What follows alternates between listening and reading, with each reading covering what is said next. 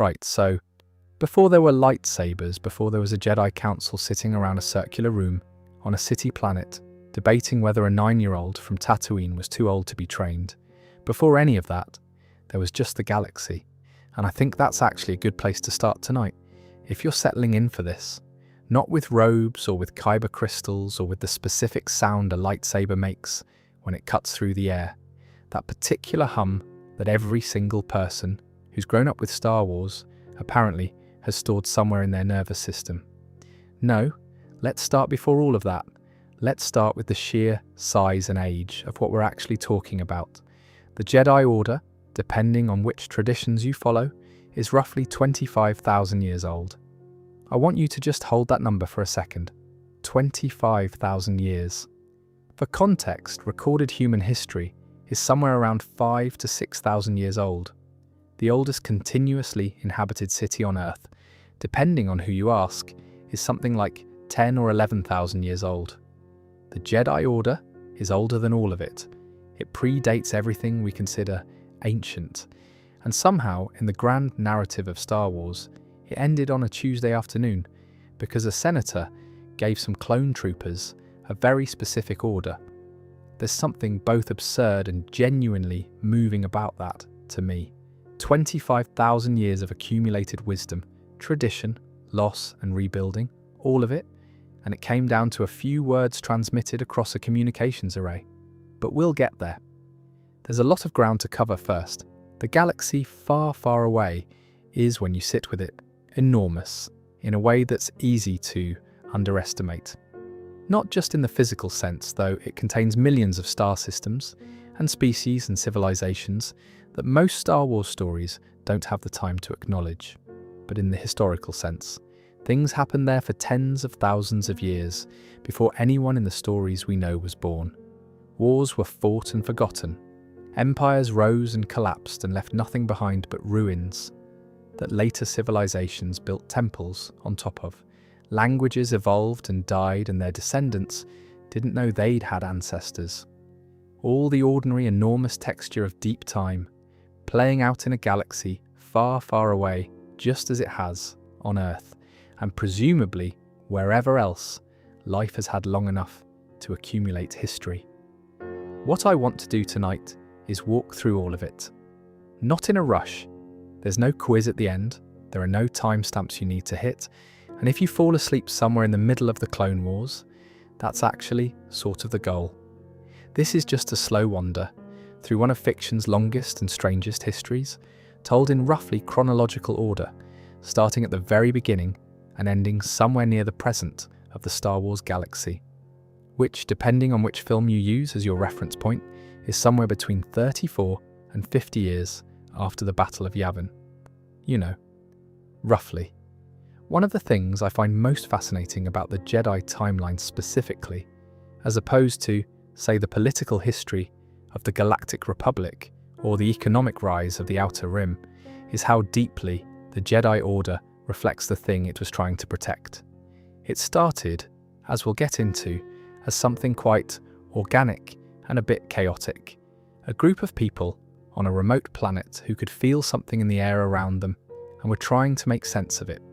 And over tens of thousands of years, it became increasingly formal, increasingly institutional, increasingly focused on its own rules and structures. And then it fell. And then someone tried to rebuild it. And then it fell again. And now someone else is trying. There is something almost comforting about that cycle late at night. In a certain light, the galaxy far, far away has been doing this for 25,000 years, and it keeps going.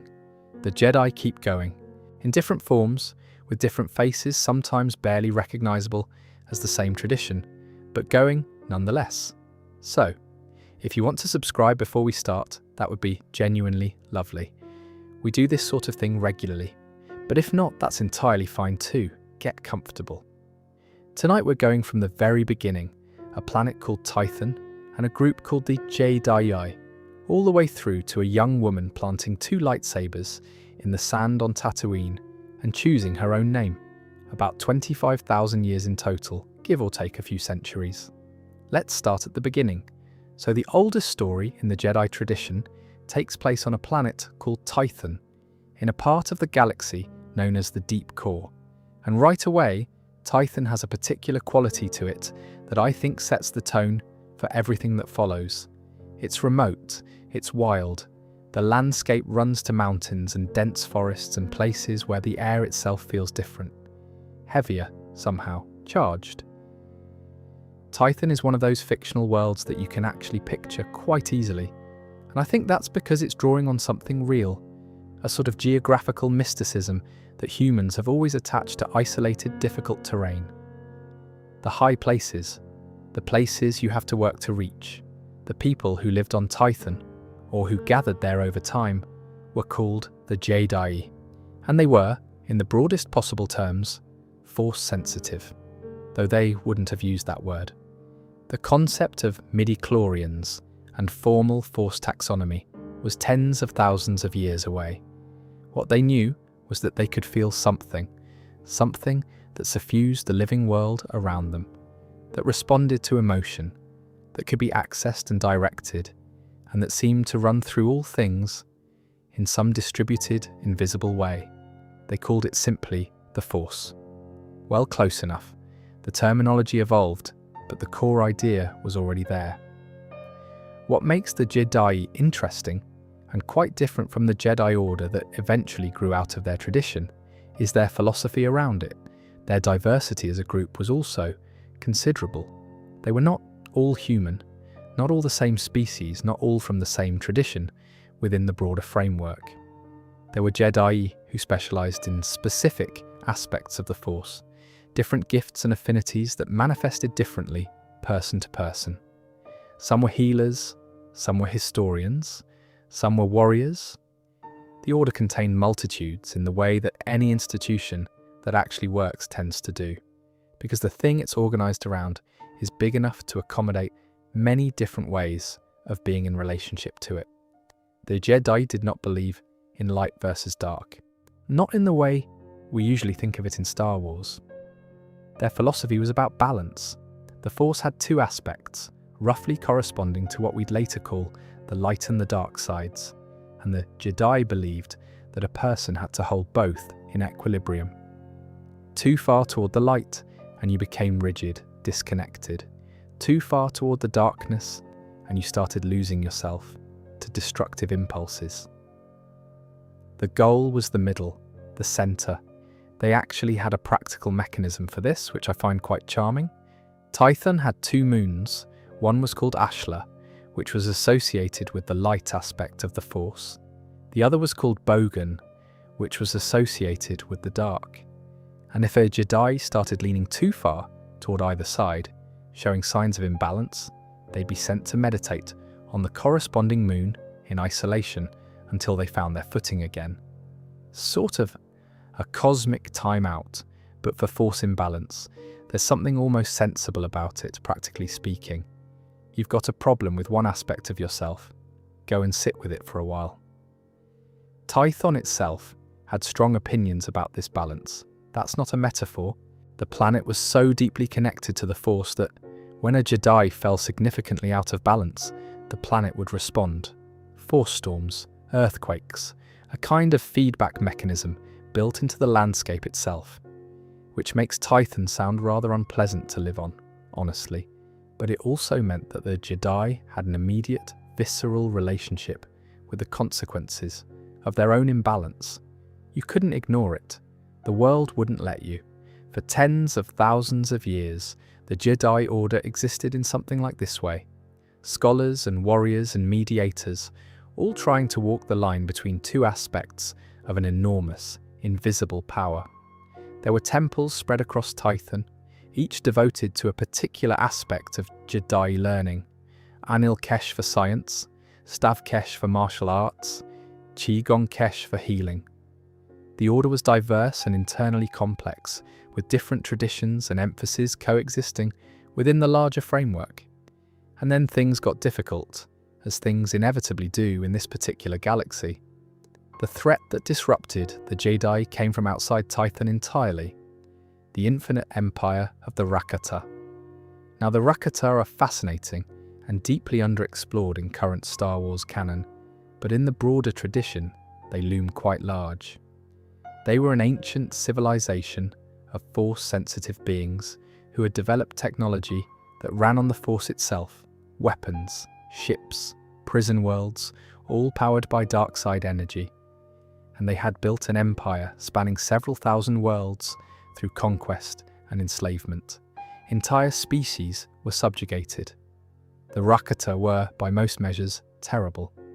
When the Rakata encountered Tython and the Jedi, conflict was more or less inevitable.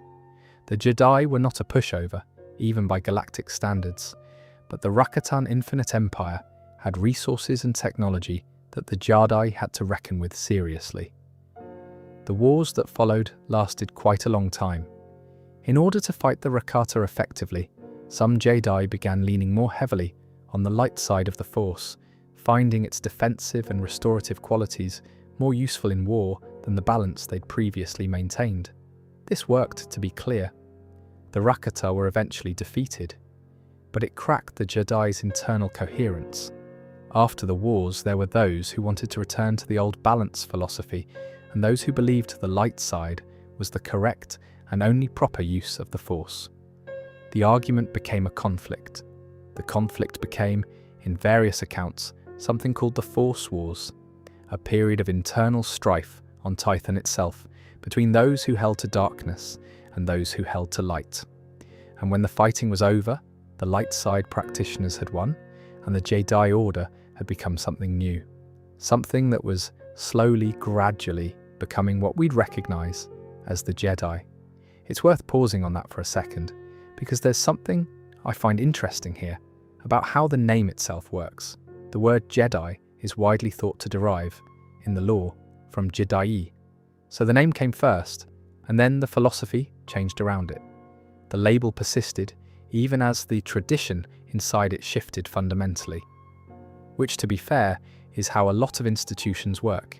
You keep the name because the name has weight, even when what it describes has changed quite considerably. The early post-Jedi period saw the Force-sensitive people of Tython beginning to scatter outward into the galaxy.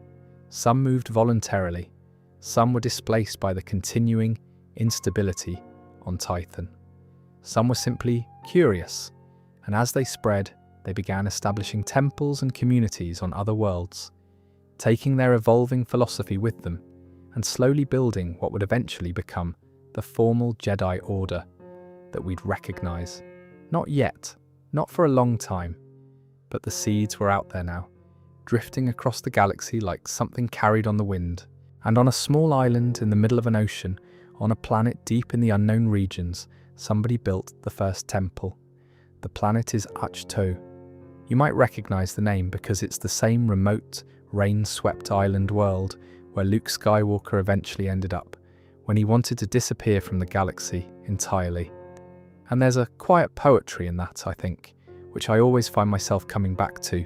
The place where the Jedi Order began became the place where Luke went to watch it end. The same ocean, the same grey sky, the same steep cliffs with the wind coming off the water in a way that makes the whole world feel very old and very far from anywhere else. The first Jedi Temple was built on Ahch-To in the unknown regions by the Prime Jedi. And the Prime Jedi is, arguably, my favourite mystery in all of Star Wars lore, simply because of how much they aren't there. We don't know their name, we don't know their species, we don't know where they came from before Ahch-To. What we have is a mosaic in the floor of the oldest temple, depicting a figure, robed in a posture of balance, with light on one side and dark on the other. That's it. That's the entire record of the person who founded one of the most consequential institutions in galactic history. I don't know. I find that strangely moving. The fact that the founder of this enormous, thousands of years tradition is basically anonymous, a figure in a mosaic. Someone looked at the Force at the two sides of it and decided to build something in the middle, and then that something outlasted any memory of who they were. The early Jedi Order that grew from this starting point was not yet the tightly structured institution of councils and rankings and formal apprenticeships that it would eventually become. It was more distributed, more varied. Different communities on different worlds, loosely affiliated by shared philosophy. There were temples being established, and among the most important of them was Jedha. The moon of Jedha, cold and desert, sits in the mid-rim, and it became one of the most significant sacred sites in the galaxy, not just for the Jedi, but for a whole range of Force traditions. The Temple of the Kyber was built there, and Jedha became, over time, a pilgrimage destination, a place where people from across different Force faiths came to connect with something older than any of their specific traditions. Kyber crystals, which are what power lightsabers, also happen to be found on and around Jedha in significant quantities, which is either a cosmic coincidence or a very pointed observation about what people use sacred places for eventually, probably somewhere in between. Meanwhile, the Galactic Republic was forming. This is important because the Jedi and the Republic grew up together, essentially, and their fates would be tied together for thousands of years in a way that was sometimes deeply beneficial and sometimes a trap for both of them. The Republic began as a coalition of worlds in the galactic core, forming agreements and shared governance, and crucially, looking to the Jedi as peacekeepers. Not as politicians or rulers exactly, but as neutral, Force-guided arbiters who could be trusted to mediate disputes and handle threats that conventional governments couldn't.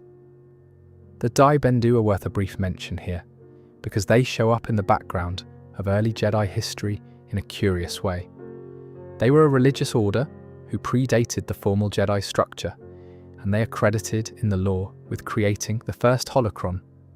A holocron, for those who aren't deep into the lore, is a kind of crystalline data storage device that can only be opened by a Force sensitive, and which often contains the preserved knowledge and personality of a specific Jedi.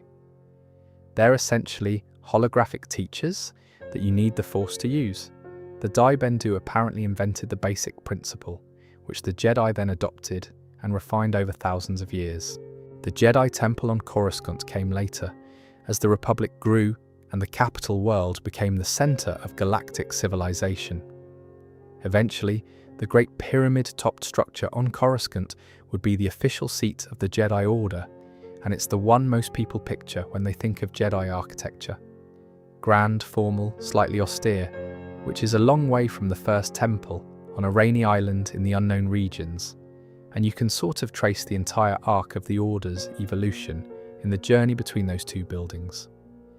The temple on Coruscant was built on top of a Sith shrine, which seems like exactly the sort of thing you'd do to demonstrate dominance over a defeated enemy, and which the Jedi would eventually come to suspect may have contributed to some of the spiritual difficulties they experienced within its walls over the centuries.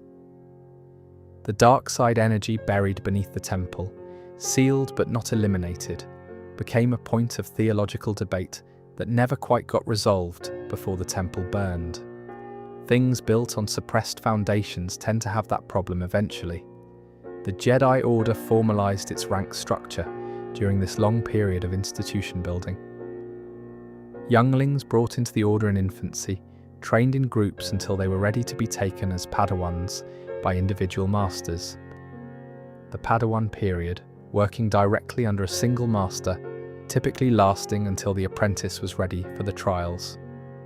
The trials leading to knighthood potentially leading, eventually, to masterhood, and the Council of 12 Masters at the top, guiding the Order's direction. It's a clean hierarchy, well considered, and it was clearly effective for thousands of years.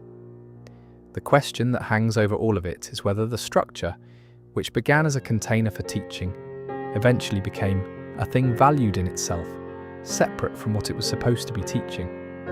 Around 5,000 years before the Battle of Yavin, things got considerably more complicated, because the Sith showed up.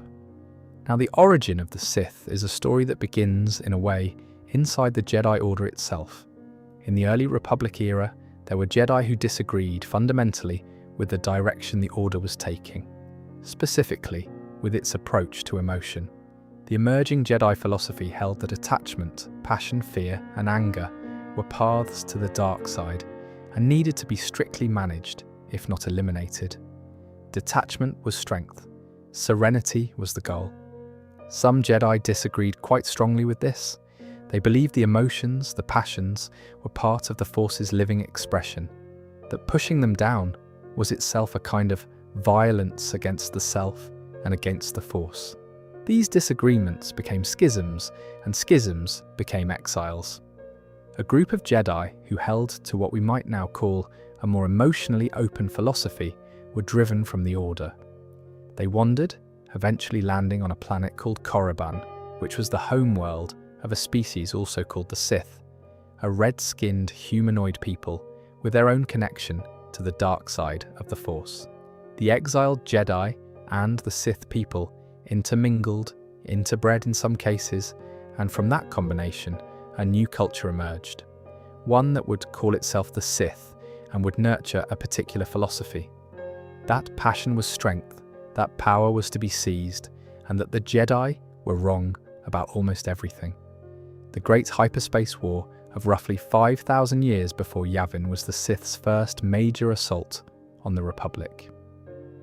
Sith Lord Naga Sadow led the invasion, and for a while it went quite badly for the Republic. The Sith reached Coruscant, the capital fell, briefly, but the Jedi rallied, the Republic held, and eventually Naga Sadow was defeated. The Sith were scattered back to their own space. Not gone, never quite gone, but scattered, and so began a cycle that would last for several thousand years. The Sith would gather strength. The Jedi would eventually discover the threat and mobilize. A war would happen, the Sith would lose, there would be a period of recovery, and then the Sith would come back, usually from an unexpected direction, under a new name, with a new strategy. Each time the Jedi thought they'd finished it, each time they were eventually wrong. It's exhausting, honestly, when you lay it out like this, but it also says something interesting about both institutions. The Jedi kept surviving because of their commitment to something larger than themselves, to peace and the living Force and the protection of life. The Sith kept surviving because passion and ambition are very hard to extinguish permanently. You can defeat an army of Sith, you cannot defeat the conditions that create them. But we're getting ahead of ourselves. For now, the early Jedi Order is growing, the Republic is growing around it, and across a very long stretch of relatively stable history, the galaxy is actually doing reasonably well, which in Star Wars is always temporary, but let's enjoy it for a moment before moving on. The Old Republic era is, depending on who you ask, either the most fascinating stretch of Star Wars history or the most impenetrable. It covers thousands of years, multiple wars, several distinct Sith empires, and enough political complexity to fill an entire shelf of history books. For our purposes tonight, I want to focus on the parts that actually matter most to the longer arc of the Jedi, which means pulling out a few specific moments from an enormous span of time. The broad shape of this era is: the Republic grew, the Jedi defended it, the Sith came back in various configurations, things got very bad, then better, then very bad again. The cycle that started with the Great Hyperspace War continued through several more conflicts. There was the Great Sith War, which involved a dark Jedi named Exar Kun, who fell to the dark side and became a Sith Lord, with rather a lot of ambitions. There was the Mandalorian Wars, which produced one of the more complicated figures in the entire tradition. And then there was the Jedi Civil War, which is a rather grim name and entirely accurate. The Mandalorian Wars are significant because of who they produced. The Mandalorians, a warrior culture organised around a particular code of combat and honour, began a series of aggressive campaigns against the Republic. The Republic's response was, to put it charitably, slow. The Jedi Council was reluctant to commit the Order to open warfare, for reasons that were philosophically considered, but practically frustrating to a lot of people. Into this gap stepped two Jedi who decided to do something about it without waiting for the Council's blessing. Revan and Malak, two Jedi Knights who rallied other like-minded Jedi and led them to war against the Mandalorians. They won, the war ended, and then something happened to them in the outer unknown that remains, even in the broader lore, somewhat mysterious. Some encounter, some discovery that pushed both of them toward the dark side. Revan is one of those figures in Star Wars mythology who simply refuses to be categorized neatly, and I mean that as a compliment. He became a Sith Lord. He waged war on the Republic he'd previously fought to defend. And then, through events I won't get into in exhaustive detail tonight, his memory was wiped. He was reintroduced to the light side, and he effectively had to rediscover who he was, which is rather a lot to process. His eventual arc involves redemption in a way that predates Anakin Skywalker's by several thousand years. And in some ways, it's even more complicated because Revan had to do it without anyone believing in him, in the same way Luke believed in Vader. Malak, his apprentice, is a somewhat simpler story. Someone who followed his friend into darkness and committed fully to it, making him a more straightforwardly dangerous enemy without the complicated inner life that made Revan so fascinating. Malak ended up being defeated. The Sith threat of that particular era was again dispersed, and the Republic began another recovery.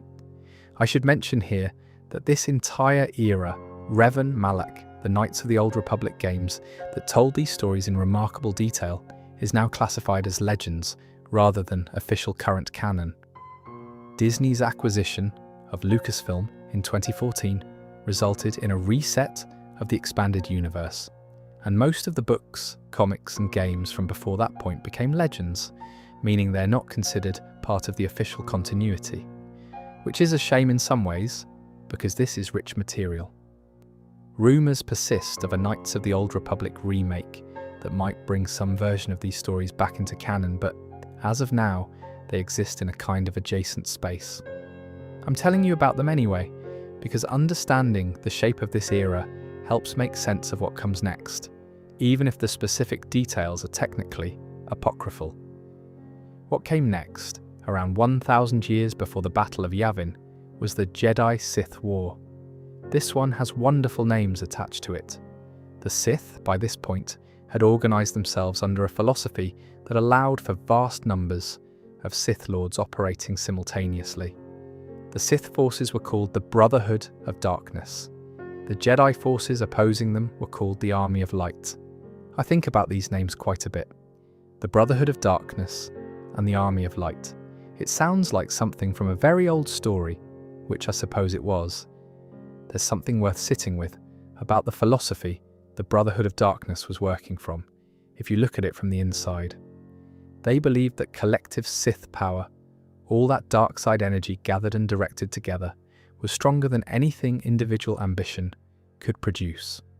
In this they were wrong, and they were wrong in a specifically Sith way. Their philosophy said passion and individual power were the point, and then they organised themselves into a structure that suppressed individual power in favour of collective direction. Darth Bane saw this contradiction clearly, and it was the contradiction that killed them. You cannot build a sustainable institution on the philosophy that power should be seized by the strongest, because everyone in that institution will be attempting to seize power from everyone else at all times.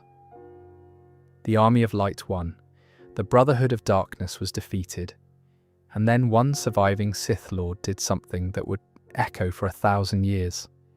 His name was Darth Bane, and he looked at the ruins of the Brotherhood of Darkness, and he understood exactly why the Sith kept losing. It wasn't lack of power. It wasn't lack of will. It was numbers. Too many Sith Lords, all of them hungry for power, all of them competing with each other, all of them undermining each other at exactly the wrong moments. Having a large Sith organisation meant having a large organisation full of people whose entire philosophy was that power should be seized by the strongest, which inevitably meant they turned on each other. Bane's solution was elegant in a bleak sort of way. He destroyed the Brotherhood of Darkness himself, essentially from the inside. And then he established the rule of two: one master, one apprentice. No more. The master holds the power, the apprentice covets it. The apprentice trains until they're strong enough to kill the master, at which point they become the master and take their own apprentice. The cycle continues. 2 Sith, always, carrying the entirety of the Sith tradition between them. Hidden, patient, working toward a goal that might take centuries to achieve. Bane wore armor made of living parasites called obelisks, which fed on dark side energy and made him nearly impossible to injure. Just as a fun detail, the decision to make your protective gear out of force-eating crustaceans that live on your skin is a very specific aesthetic choice, and I respect the commitment. The genius of the rule of 2, from a purely strategic standpoint, is patience. Bane understood that 2 Sith hiding in plain sight, working within the Republic's systems rather than attacking them openly, would be far more effective than any army. He set a clock ticking. The Sith would wait. They would accumulate knowledge, wealth, influence. They would place themselves in positions of quiet power.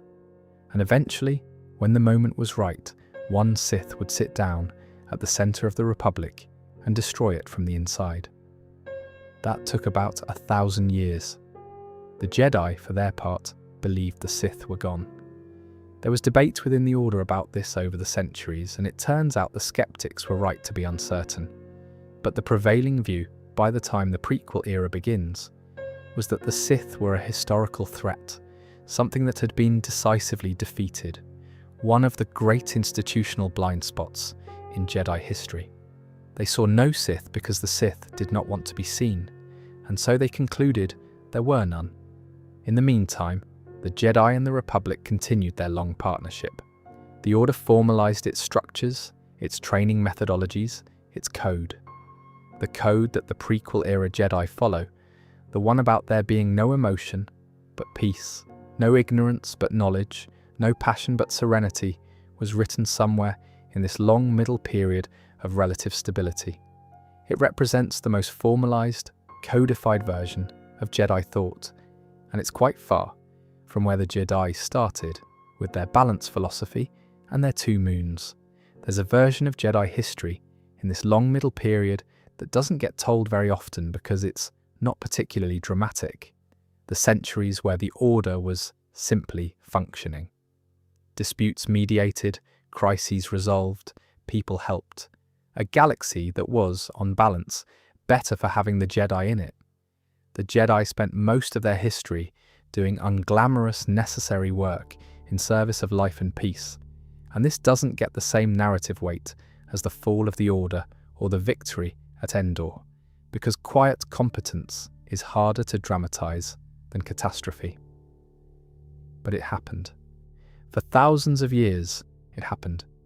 The galaxy had problems and the Jedi helped solve them, and then went home and had dinner and trained their Padawans and argued about philosophy and got on with things. That's worth knowing. Whether the code in its final prequel-era form was a good development or not is something the Star Wars saga spends 6 films arguing about. But that's for later. About 200 years before The Phantom Menace, the Jedi Order reached what is probably its genuine peak. Not peak in terms of dramatic story beats or famous battles, but peak in terms of actually being what a Jedi Order is supposed to be. The High Republic era is a relatively recent addition to the Star Wars canon, developed primarily through a series of novels and comics released from 2021 onward. And one of the things it does very well is show you a version of the Jedi that feels more expansive, more human, more interesting than what we see in the prequel films. The Jedi of the High Republic era are still clearly Jedi. They follow the code, they take Padawans, they have a council on Coruscant. But there's a quality of openness to them that the prequel Jedi lack. Their robes are more elaborate, white and brown with gold accents, rather than the simple earth tones we usually associate with the Order. They're explorers as much as they're warriors. They're diplomats, healers, scholars. They go out into the Outer Rim not to conquer or to police, but to help. And they're allowed to be friends with each other, to have close relationships, to admit to doubt and struggle, without it being a source of institutional anxiety. The broader context for this era is one of expansion and optimism. The Galactic Republic, under Chancellor Lina So, was engaged in a project of connecting the galaxy, extending its reach into frontier territories, mapping new hyperspace routes, and building symbols of shared civilization. Chancellor So called these her great works, and the largest and most significant of them was the Starlight Beacon. The Starlight Beacon was a space station positioned at the edge of the Outer Rim, and it was essentially the Republic's most visible symbol of what it believed in.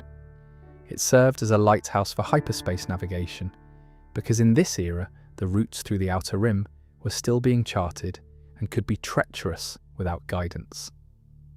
It also served as a hospital, a diplomatic outpost, a cultural centre, and a home for a significant contingent of Jedi Knights and Masters. Not a military installation, something more like a combination of a lighthouse and a community centre and an embassy, all built on a scale that reflected how much the Republic wanted it to mean something. The Jedi who lived and worked on Starlight were not the cautious, detached figures of the prequel era. They participated in the life of the station. They attended cultural events, they cooked meals. They had friendships that extended across years and across the sort of emotional depth the prequel Jedi would have officially discouraged. The Jedi Code existed in the High Republic, as it had in earlier eras, but the way it was practiced felt less like a set of prohibitions and more like a set of orientations. The instruction toward non-attachment was understood as a guide against possessiveness and the fear of loss, not as a mandate to be emotionally unavailable.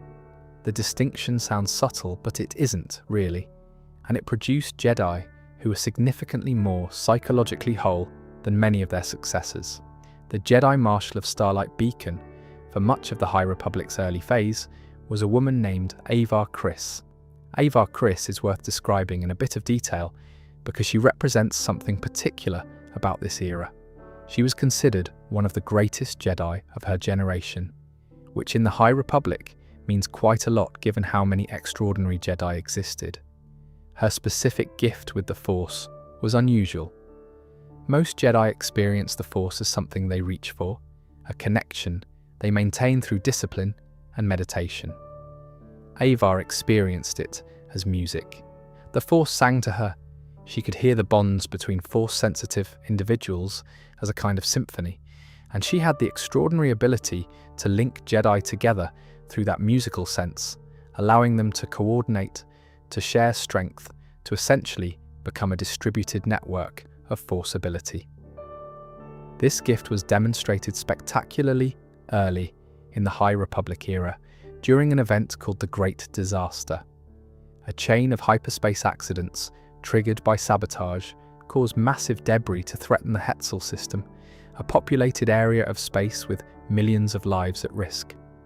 Avar coordinated dozens of Jedi spread across the system, linking them through her sense of the Force's song, and together they managed to stop the destruction that no individual or small group could have managed alone.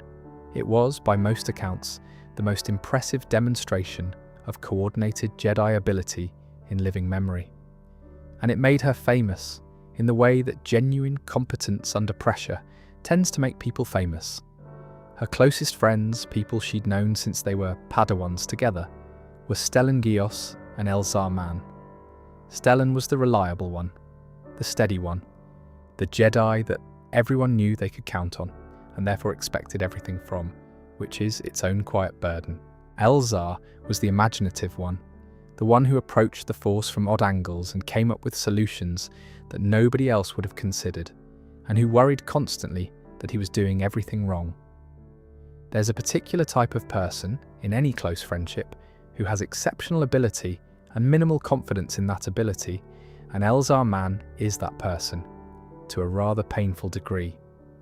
They were also friends with someone that most longtime Star Wars fans might find surprising: Yoda, who was, in this era, approximately 660 years old, which makes him old even by Yoda's standards, and was still teaching, still present, still watching over the Order with that particular quality of attention he has, the kind that looks like sleepiness and isn't.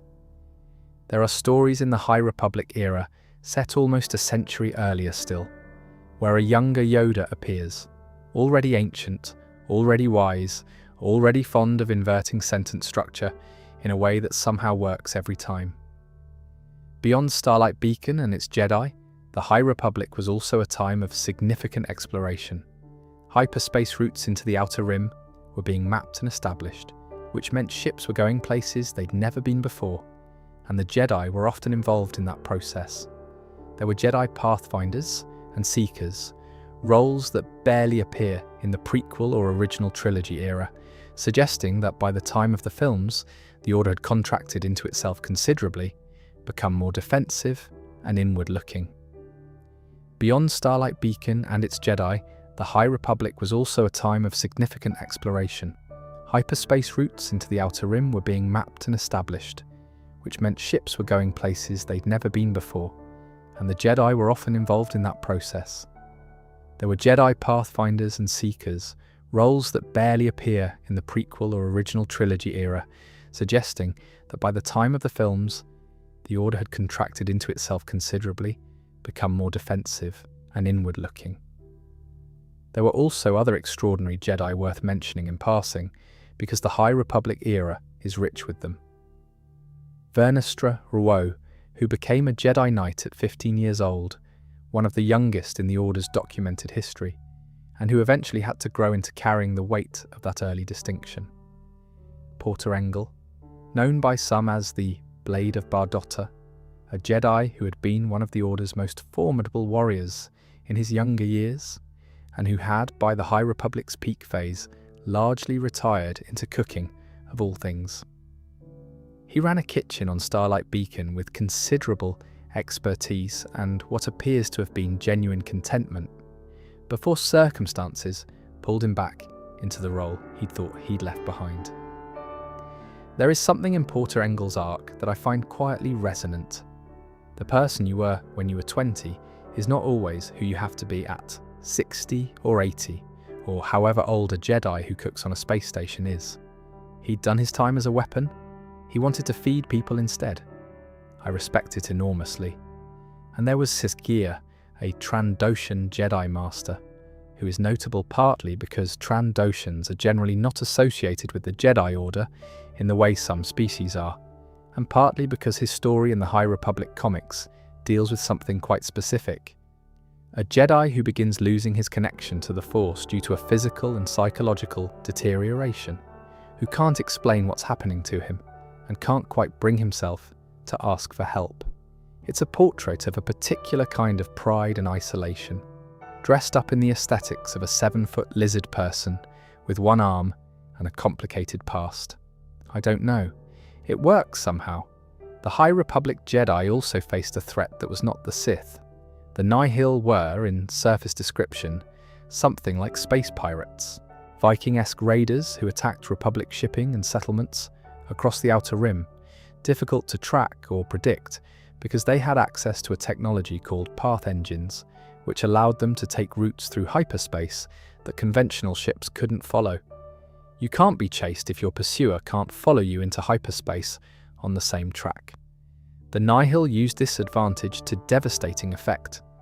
But the Nihil were also more than their tactical advantage.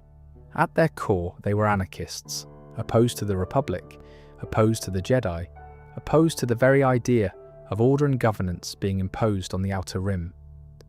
Their leader, or their true leader, was a man named Martian Rowe, and he was something more dangerous than a pirate chief. He was patient and strategic, and personally motivated by something older and more specific than ideology. He wanted to destroy the Jedi, specifically, and he had a tool for doing it. The Nameless.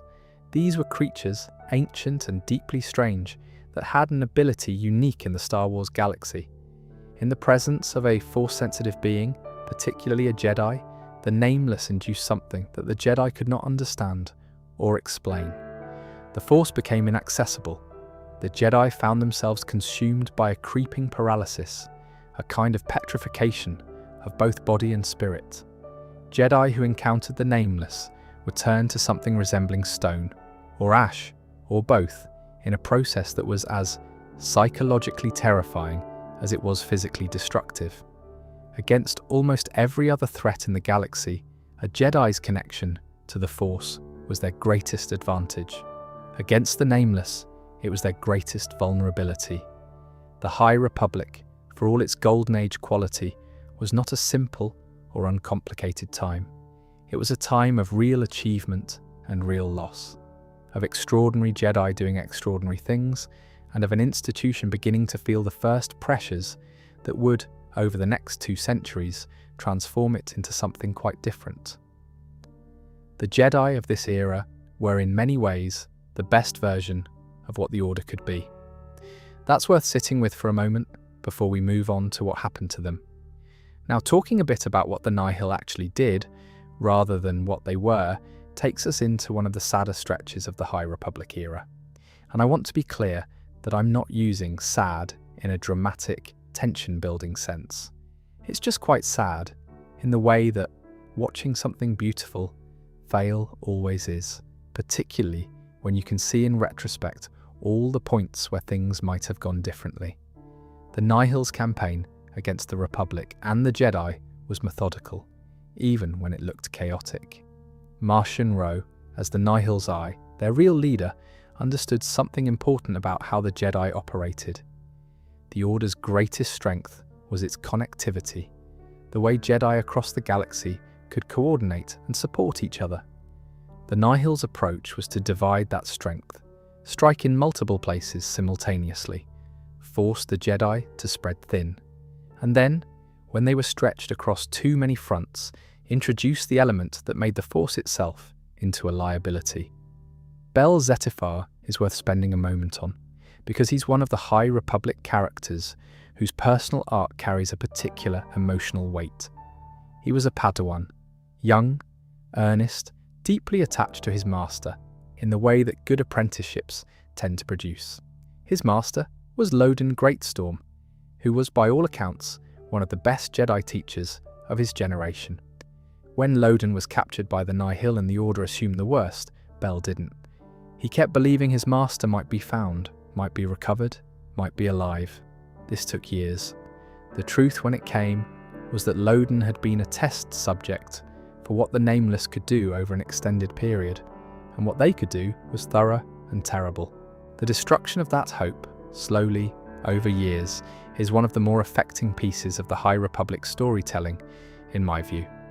It's ordinary grief in a way, the kind that comes from losing a person to something that shouldn't exist and couldn't be stopped.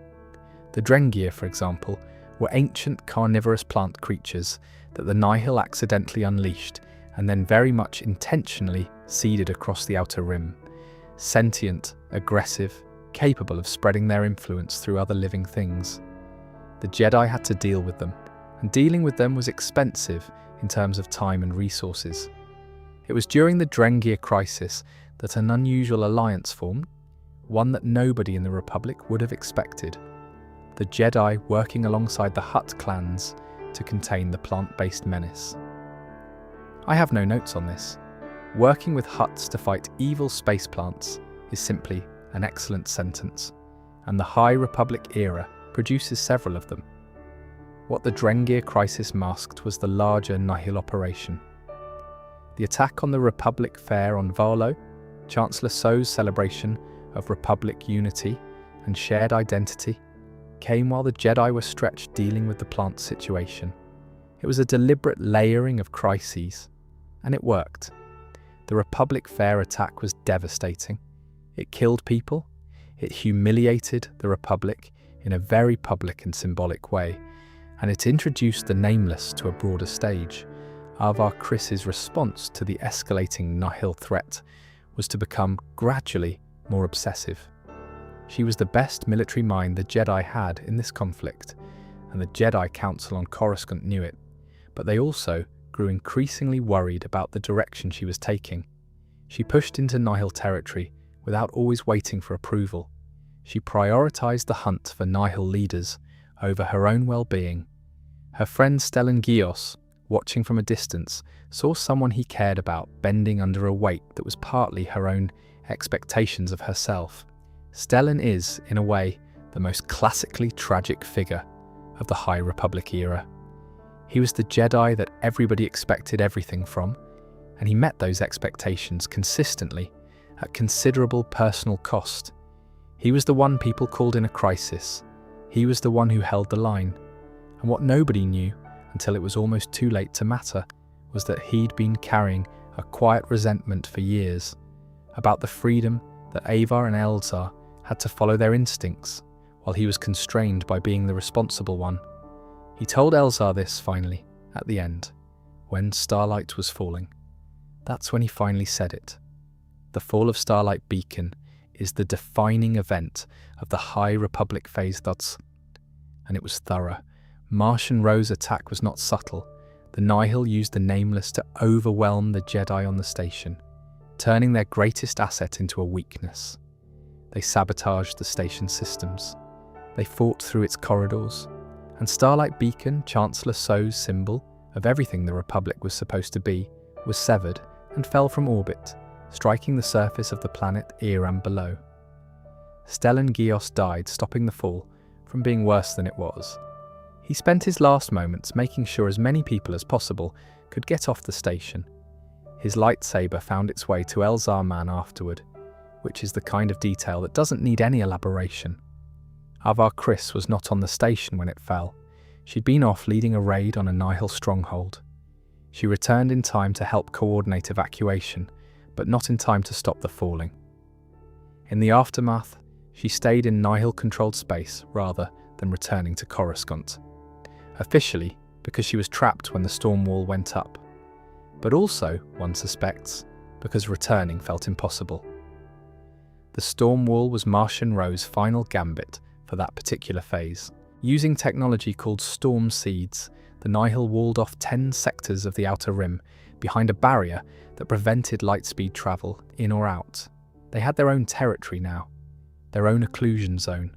They'd gone from raiders to a kind of rogue state, with Row installing ministers and administrators and functioning like an actual government in the space they'd claimed. The Jedi Council's response to all of this was to pull back, recall Jedi to Coruscant, promote younger knights early because the experienced ones were gone or trapped or lost, abandon frontier outposts.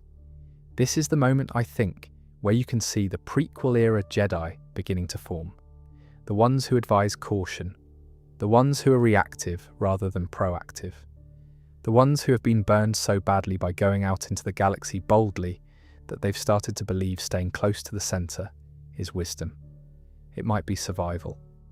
I'm not sure it's the same thing.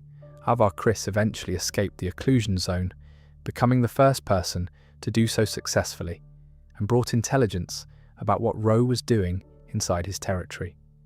It was a remarkable individual achievement, but by then the phase of the High Republic that had been bright and expansive and golden was over.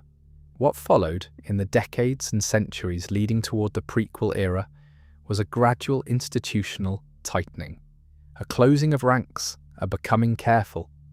And then, around 100 years before the Phantom Menace, something happened that the Jedi were not equipped to recognize or handle. Now let's talk about the Acolyte, which is set around 132 years before the Phantom Menace and was released as a live-action series in 2024. It occupies an interesting position in the timeline.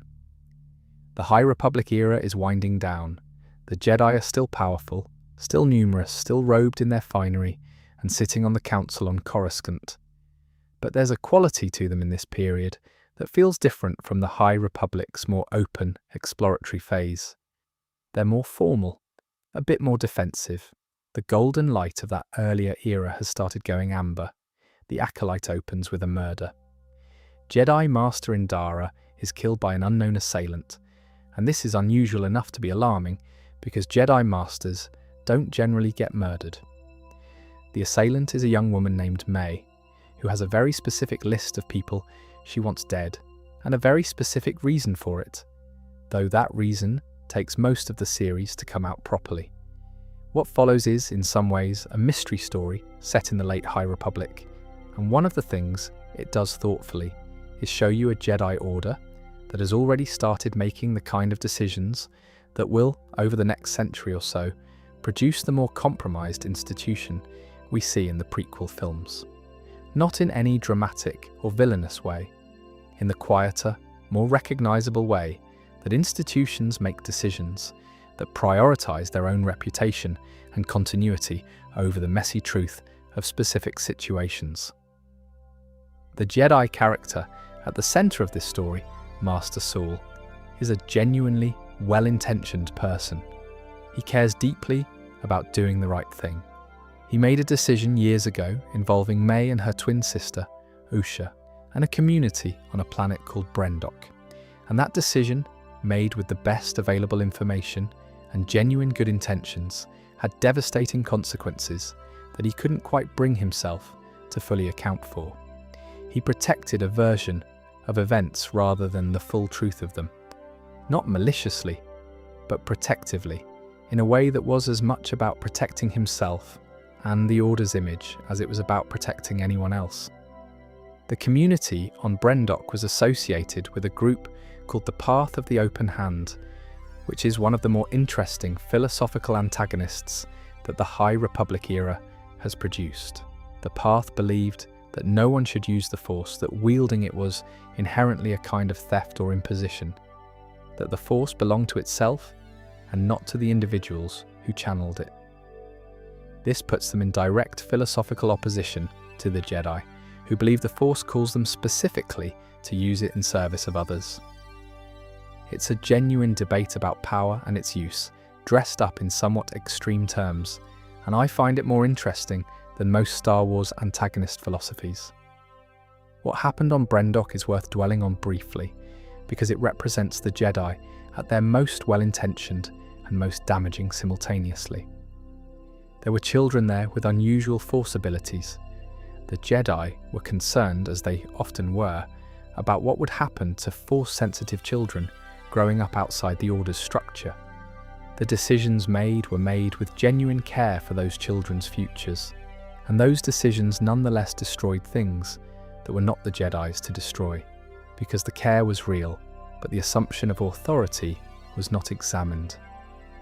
May and Osha, twins who survived Brendok, both ended up shaped by what happened there in different directions, which is the kind of thing that particular trauma tends to produce. Two people who went through the same event and built entirely different lives in response to it, each of them responding to a different aspect of what was lost. Osha became eventually a Jedi-adjacent figure. May became someone who wanted to burn it all down. Neither of them is entirely wrong about what happened. That's the most honest thing the Acolyte era offers, I think. It's not easy to draw a clean line between the people who meant well and the people who caused harm, because they're often the same people. The mysterious figure behind May's mission, eventually revealed as Chimir, presents himself as something Sith-like, though the exact terminology is complicated by the fact that the Sith, under the rule of two that Darth Bane established after the Jedi-Sith War, are technically operating in complete secrecy. The Jedi of this era, when confronted with evidence of a dark side user operating openly, argue among themselves about whether the Sith are really back or whether this is something else. The ones who argue it might be the Sith are treated with some institutional skepticism. The Jedi have been saying the Sith are gone for a very long time. It's uncomfortable to consider that they might not be.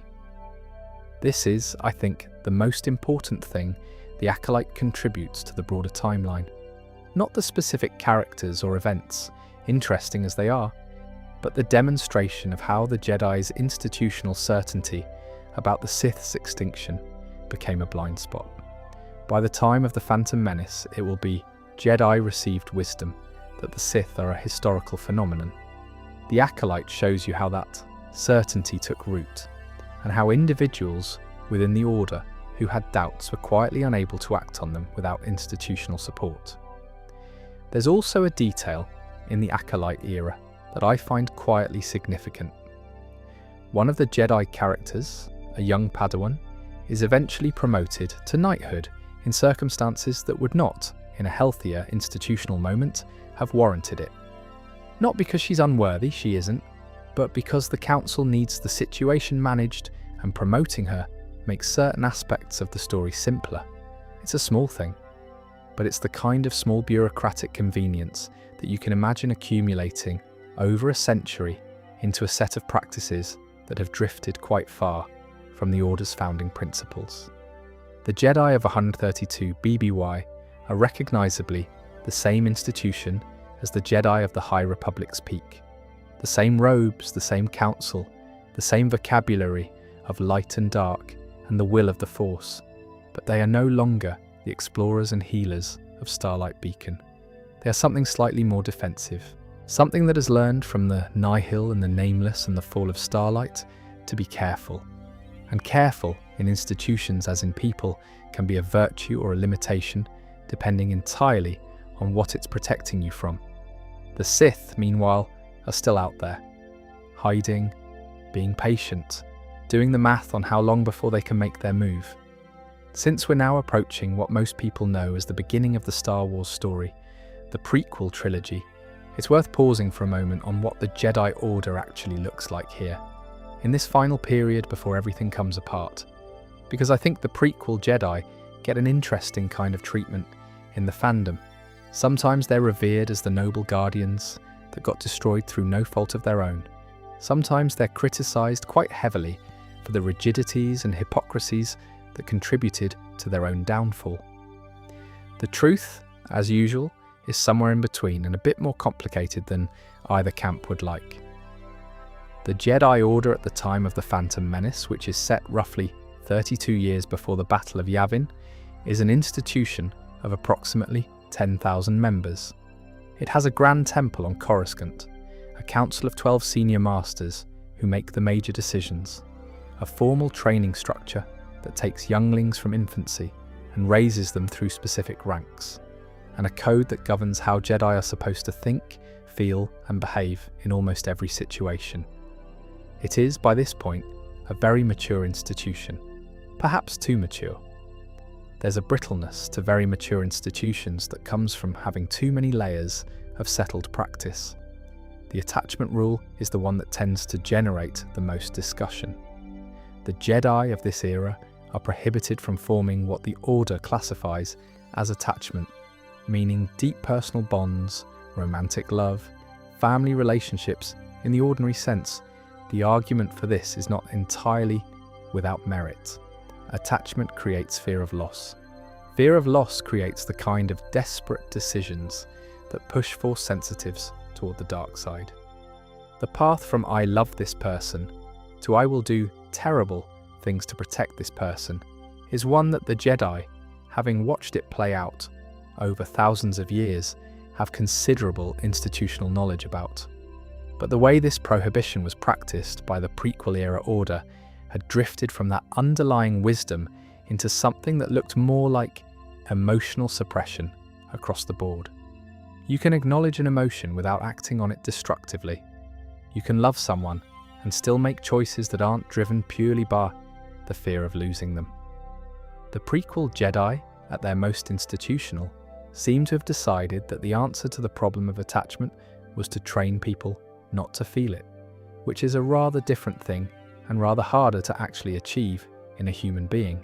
Yoda, at approximately 900 years old by the time of the prequel films, had watched the Order change and evolve over centuries. He remained one of the wisest figures in it, and also, perhaps, one of the most embedded in its institutional assumptions. There's a particular kind of wisdom that's accumulated so much institutional scar tissue that it occasionally mistakes the scar tissue for the lesson. Into this environment comes, in The Phantom Menace, Qui-Gon Jinn, and a 9-year-old boy from Tatooine named Anakin Skywalker. Qui-Gon is the Jedi who makes me most wistful, if I'm being straightforward about it, because of what he represents and what the loss of him costs everyone. He was a Jedi Master who genuinely trusted his own instincts over the Council's conclusions, who believed in the living Force rather than the cosmic Force, meaning he was responsive to what was happening right in front of him, rather than what the long-term pattern suggested he ought to do. He was not always right. He could be stubborn and difficult, but he had a quality of genuine openness that the Council in aggregate had mostly lost. He would have been a very different mentor for Anakin than Obi-Wan was, and the shape of the galaxy might have been considerably different because of it. We don't get to find out. Anakin Skywalker is, when we first meet him, a slave on Tatooine. He builds things. He's extraordinarily perceptive of the Force in a way that exceeds what the Jedi have seen before. The midi-chlorian count, as it's measured by the Order, is the highest ever recorded. Higher than Yoda. And he's afraid of losing people. He loves his mother with an intensity that he can barely contain, and the idea of leaving her behind on Tatooine goes into him like a splinter.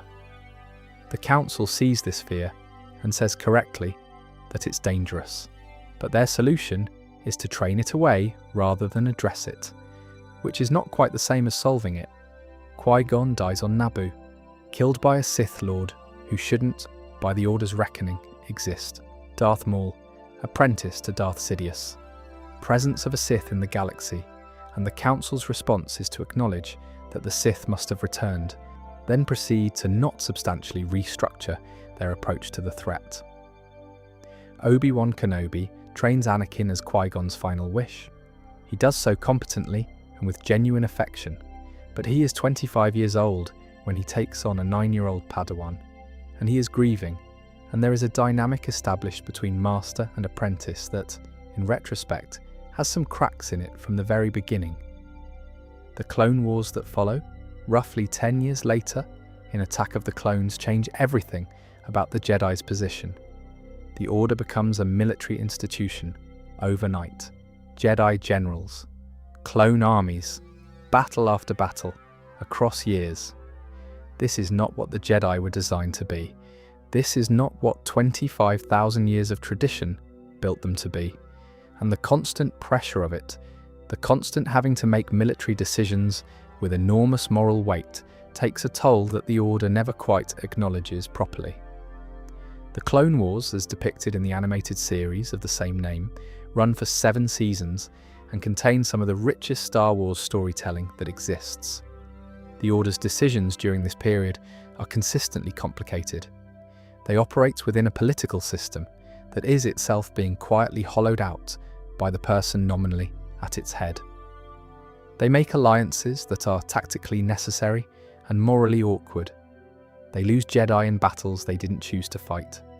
And they watch a generation of clone soldiers, people who cared about their Jedi commanders and were cared about in return, turn on them without warning or prior signal. The tragedy of the Clone Wars is distributed across hundreds of smaller stories rather than concentrated in a single dramatic moment. And I think that's part of why the animated series lands so well for people who've spent time with it. War is like that. It's mostly the accumulation of smaller griefs. There's a specific arc in the Clone Wars, a few seasons in, where Anakin and Obi-Wan go to Mortis, a force realm that operates outside normal space, and encounter 3 beings who embody the light side, the dark side, and the balance between them. It's one of the stranger and more metaphysically ambitious pieces of Star Wars storytelling, and it suggests that the Force has a kind of intentionality, a direction, and perhaps even a preference that goes beyond the institutional philosophies of either the Jedi or the Sith. The Chosen One prophecy is explicitly invoked, the nature of balance is explicitly debated, and then everyone goes back to the Clone Wars as if they didn't just have a conversation with what appear to be the physical embodiments of the Force itself. Business as usual. Anakin takes a Padawan during the Clone Wars. Ahsoka Tano, introduced as a teenager with more confidence than she has any right to, and an instinct for combat that suggests she might eventually be exceptional, which she is. Their relationship is one of the warm things in this period. 2 people who are both slightly outside the Order's expectations, who teach each other things the Order wouldn't have thought to teach them. And then the Order fails Ahsoka. It's a complicated story involving a bombing of the Jedi Temple, false evidence, a trial, and ultimately an exoneration that came too late to matter emotionally. Ahsoka was accused of a crime she didn't commit, brought before a tribunal by an institution that was supposed to be her family, and had to fight to clear her name rather than being protected by the people who should have protected her. When she was exonerated, the council offered to reinstate her. She declined. She walked away. And this is important. She didn't leave because she'd done anything wrong. She left because the institution she'd trusted to see the truth of her had, in the moment it counted most, chosen procedure over person. Meanwhile, Palpatine had been there the whole time.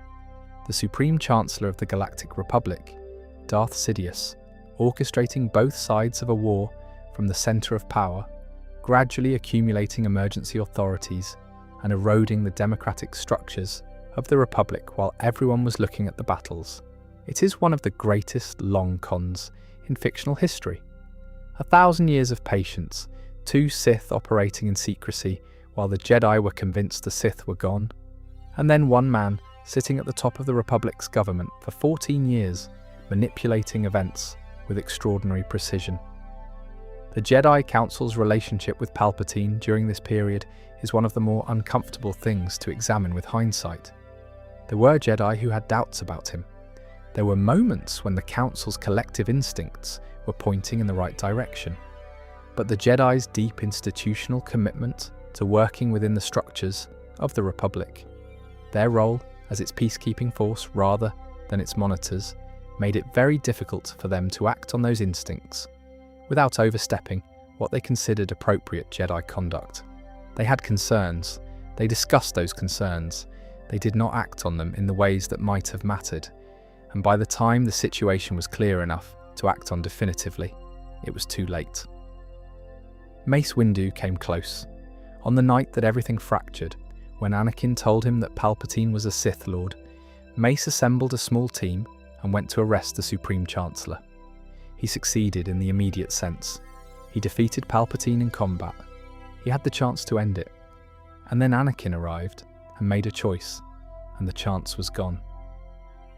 The margin between the galaxy we got and the galaxy where Mace Windu arrested Palpatine successfully is a single scene in a single film. That's how close it was. Anakin's fall is not really a fall in the dramatic sense. It's more like a slow erosion. He loves Padme Amidala. They marry in secret. He has visions of her dying in childbirth. He goes to Palpatine, who has been cultivating their relationship for years, positioning himself as the wise older friend who understands Anakin in ways the Jedi don't. And Palpatine offers him something: the knowledge of a Sith technique that can prevent death. If Anakin can access that knowledge, Padme won't have to die. The rest follows with a terrible logic. One compromise, then another, until you look up and realize you're not making compromises anymore. You've become the thing you are compromising with. Order 66 was transmitted to clone troopers across the galaxy, activating a behavioral inhibitor that had been hidden in their neurological programming since their creation on Kamino. The clones turned on their Jedi generals. Thousands of Jedi across dozens of worlds died in a matter of hours. Many of them mid-sentence, many in places they thought were safe. On Coruscant, the temple burned. In the Senate chamber, a man who had spent his career pretending to be merely ambitious declared himself emperor, and the Republic, which had lasted for roughly 25,000 years alongside the Jedi, became the Galactic Empire. Anakin, now Darth Vader, led the assault on the Jedi Temple personally. The twins were born. Padme died. Vader was sealed into the suit. Obi-Wan took Luke to Tatooine. Yoda disappeared to Dagobah. And 25,000 years of unbroken Jedi tradition became, in a matter of hours, a memory and a handful of survivors in hiding. The period between Revenge of the Sith and A New Hope is called, in Star Wars lore, the Dark Times.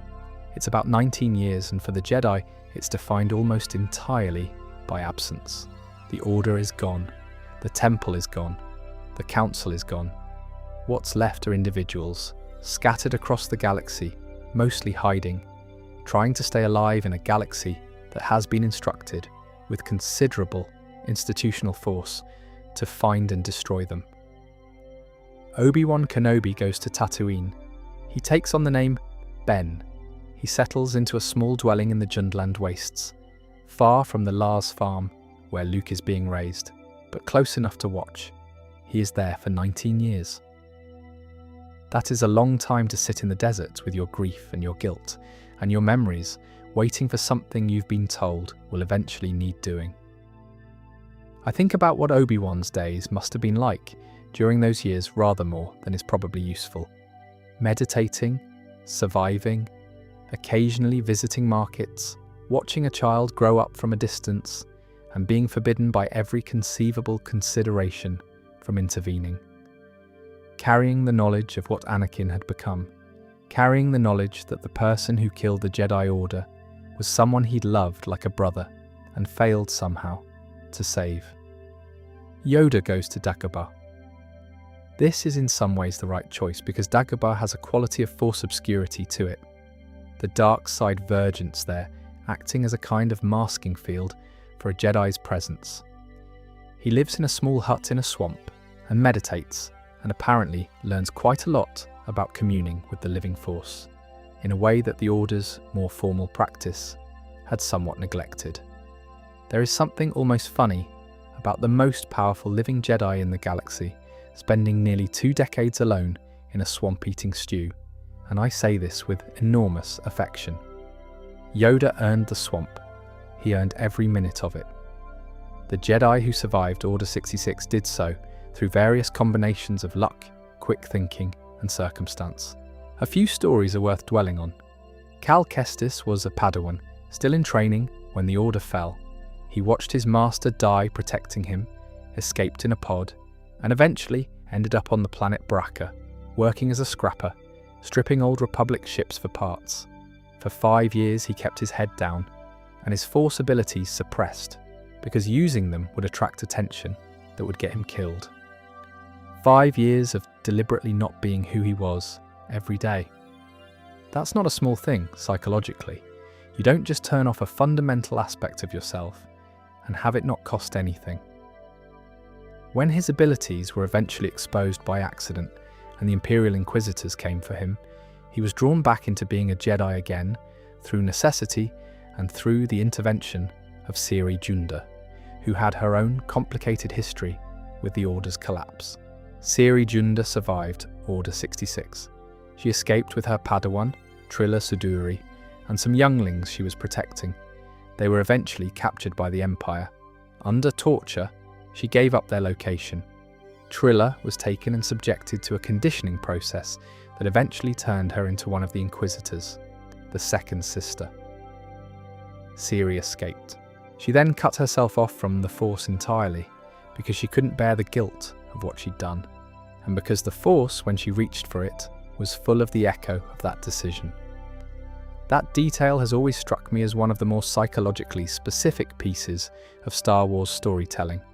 She didn't lose the Force, she abandoned it deliberately as a form of punishment that was also a form of protection against her own pain.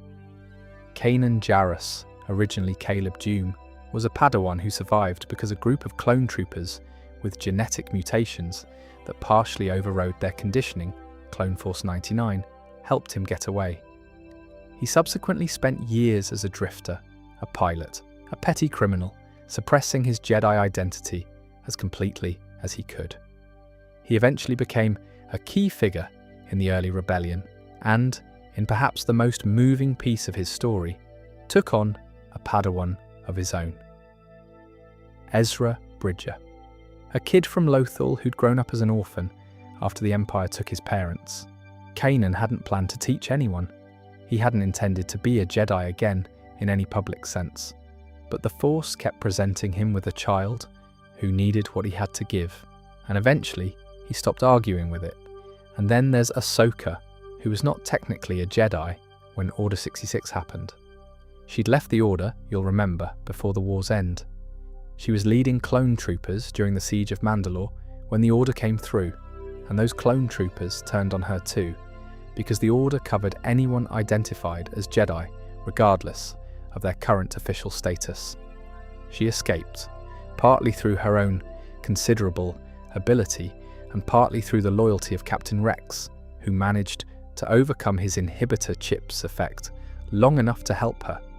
She faked her death, left her lightsabers behind as evidence of that death, and disappeared. For the next several years, Ahsoka lived under various identities, helping people where she could, working against the Empire in quiet ways before eventually becoming a key intelligence figure for the early rebellion under the codename Fulcrum.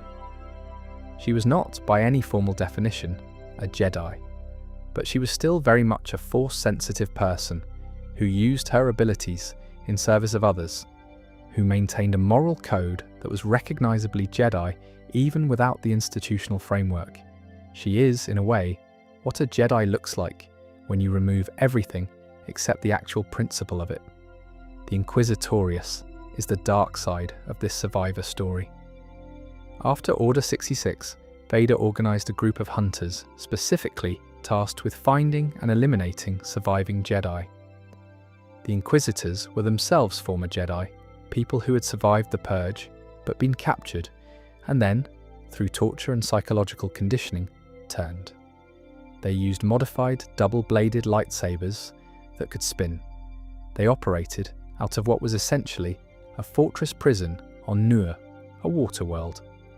The Grand Inquisitor, their leader, had once been a Jedi temple guard, present at some of the Order's most significant ceremonial moments, and had become disillusioned before Order 66. There is something particularly grim about the Inquisitorius as a concept, using the Jedi's own people to destroy them. The knowledge that the hunters knew exactly how Jedi thought, how they hid, what mattered to them, what they would risk themselves to protect. The Jedi had a reflex in the dark times toward protecting Force-sensitive children. The Inquisitors knew this and used it. One figure who operated against the Inquisitors, and in protection of both Jedi and ordinary people who needed help, was Quinlan Vos, whose fate after Order 66 was murky for a long time, but is now confirmed to include involvement with something called the Hidden Path. The Hidden Path was essentially an underground network, echoing the real-world concept of underground railroads that helped Jedi survivors and Force sensitives escape Imperial notice, moving people from world to world, providing cover identities, connecting scattered individuals who otherwise had no way to reach each other. It operated quietly, necessarily, and the people involved took significant personal risks to keep it running. There's a broader point here about the dark times that I think is easy to miss if you're looking at it primarily as the Jedi's story. The Jedi survivors weren't the only people who suffered the Empire's purge. Any Force-sensitive individual, regardless of whether they'd ever had Jedi training, was a potential target. Any family that harbored one was at risk. Any world with unusual Force traditions faced Imperial scrutiny. The purge was not surgical in practice. It was broad and violent, and it created a terror around Force sensitivity that shaped how ordinary people in the galaxy talked about and related to the Force for the entire Imperial era and beyond. Children who felt unusual things and couldn't explain them learned quickly to say nothing, because saying something might bring people in black armor to your door. The texture of the dark times, if you try to imagine it as someone living through it, is a galaxy that has had a specific category of people systematically removed from it. The Jedi had been present in various forms for 25,000 years. They'd been mediators and healers and protectors, and sometimes soldiers. And then they were gone. The galaxy became quieter in ways that were hard to articulate, but real, like a specific frequency of light being removed from the visible spectrum.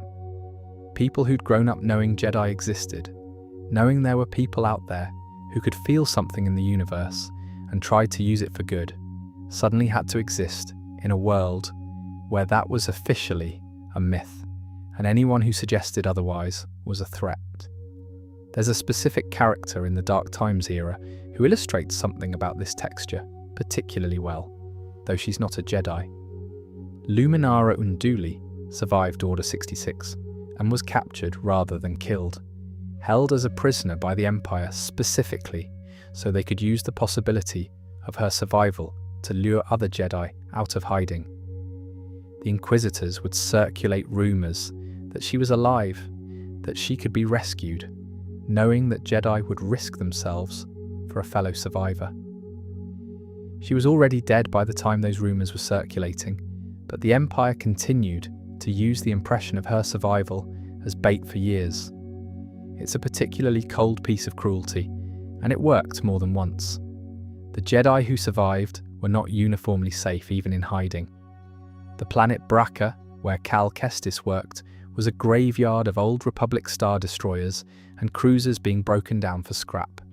There were other people there, other workers, and the nature of the work, stripping the bones of the fleet that had fought alongside the Jedi for years, meant being surrounded constantly by relics of what had been. A helmet here, a deactivated clone trooper suit there. The physical remnants of a war that had ended with everything the Jedi knew being destroyed. Cal spent 5 years in that environment, which is the kind of psychological weight that doesn't register until you think about it carefully. The Force itself seemed aware, in the dark times, of what was happening. There's a tradition of thought within Jedi metaphysics that the Force responds to need, that it moves toward where it's most required. In the dark times, it pushed Luke Skywalker toward the desert hermit, living in the Jundland wastes. It pushed Ezra Bridger toward Kanan Jarrus in an alley on Lothal. It kept producing moments of connection, small ones, quiet ones, in a galaxy that was systematically trying to prevent them. 19 years is a long time for an institution to be absent. By the time A New Hope begins, there are children growing up who have no living memory of the Jedi at all. The original Star Wars film, or A New Hope as it's formerly known, begins with a familiar opening crawl in space and ends about 2 hours later with a young man blowing up a space station. Between those two events, something much more significant happens. The Jedi come back. Not in numbers, not in an institution, but in a person, in a farm boy from Tatooine who has no idea that the strange old man in the desert is a Jedi Master who's been waiting 19 years specifically for him. Obi-Wan's emergence from his long vigil to find Luke is one of those moments in narrative that works on multiple levels simultaneously. On the surface, it's the call to adventure, the mentor meeting the hero, the beginning of the journey. But if you know what's happened before it, if you've sat with 19 years of desert patience and grief, it's also someone who has been waiting for the moment when their purpose returned, and feeling it arrive. There's a quality of relief to Obi-Wan in this film, I think, that gets overlooked. He's sad and old and tired, but he's also finally moving again. The waiting is over. Luke's training is, from a certain angle, quite funny. Compared to the 25,000 years of formal Jedi methodology, the ranks and trials and years of study, Luke gets roughly as follows: a few hours on the Millennium Falcon with a blast helmet on his head, deflecting shots from a training remote, a vision of a ghost in the snow on Hoth. And then several weeks on Dagobah with Yoda, training in a swamp, occasionally lifting an X-Wing with his mind, mostly arguing about whether things are impossible. That's basically the complete Jedi education of Luke Skywalker, who will go on to be the most consequential Jedi of his generation. What Dagobah offers Luke, beyond the technical instruction, is time with someone who has genuinely been through everything. Yoda has watched the Jedi Order in all its forms, from relative simplicity to enormous institutional complexity, from confidence to catastrophic failure.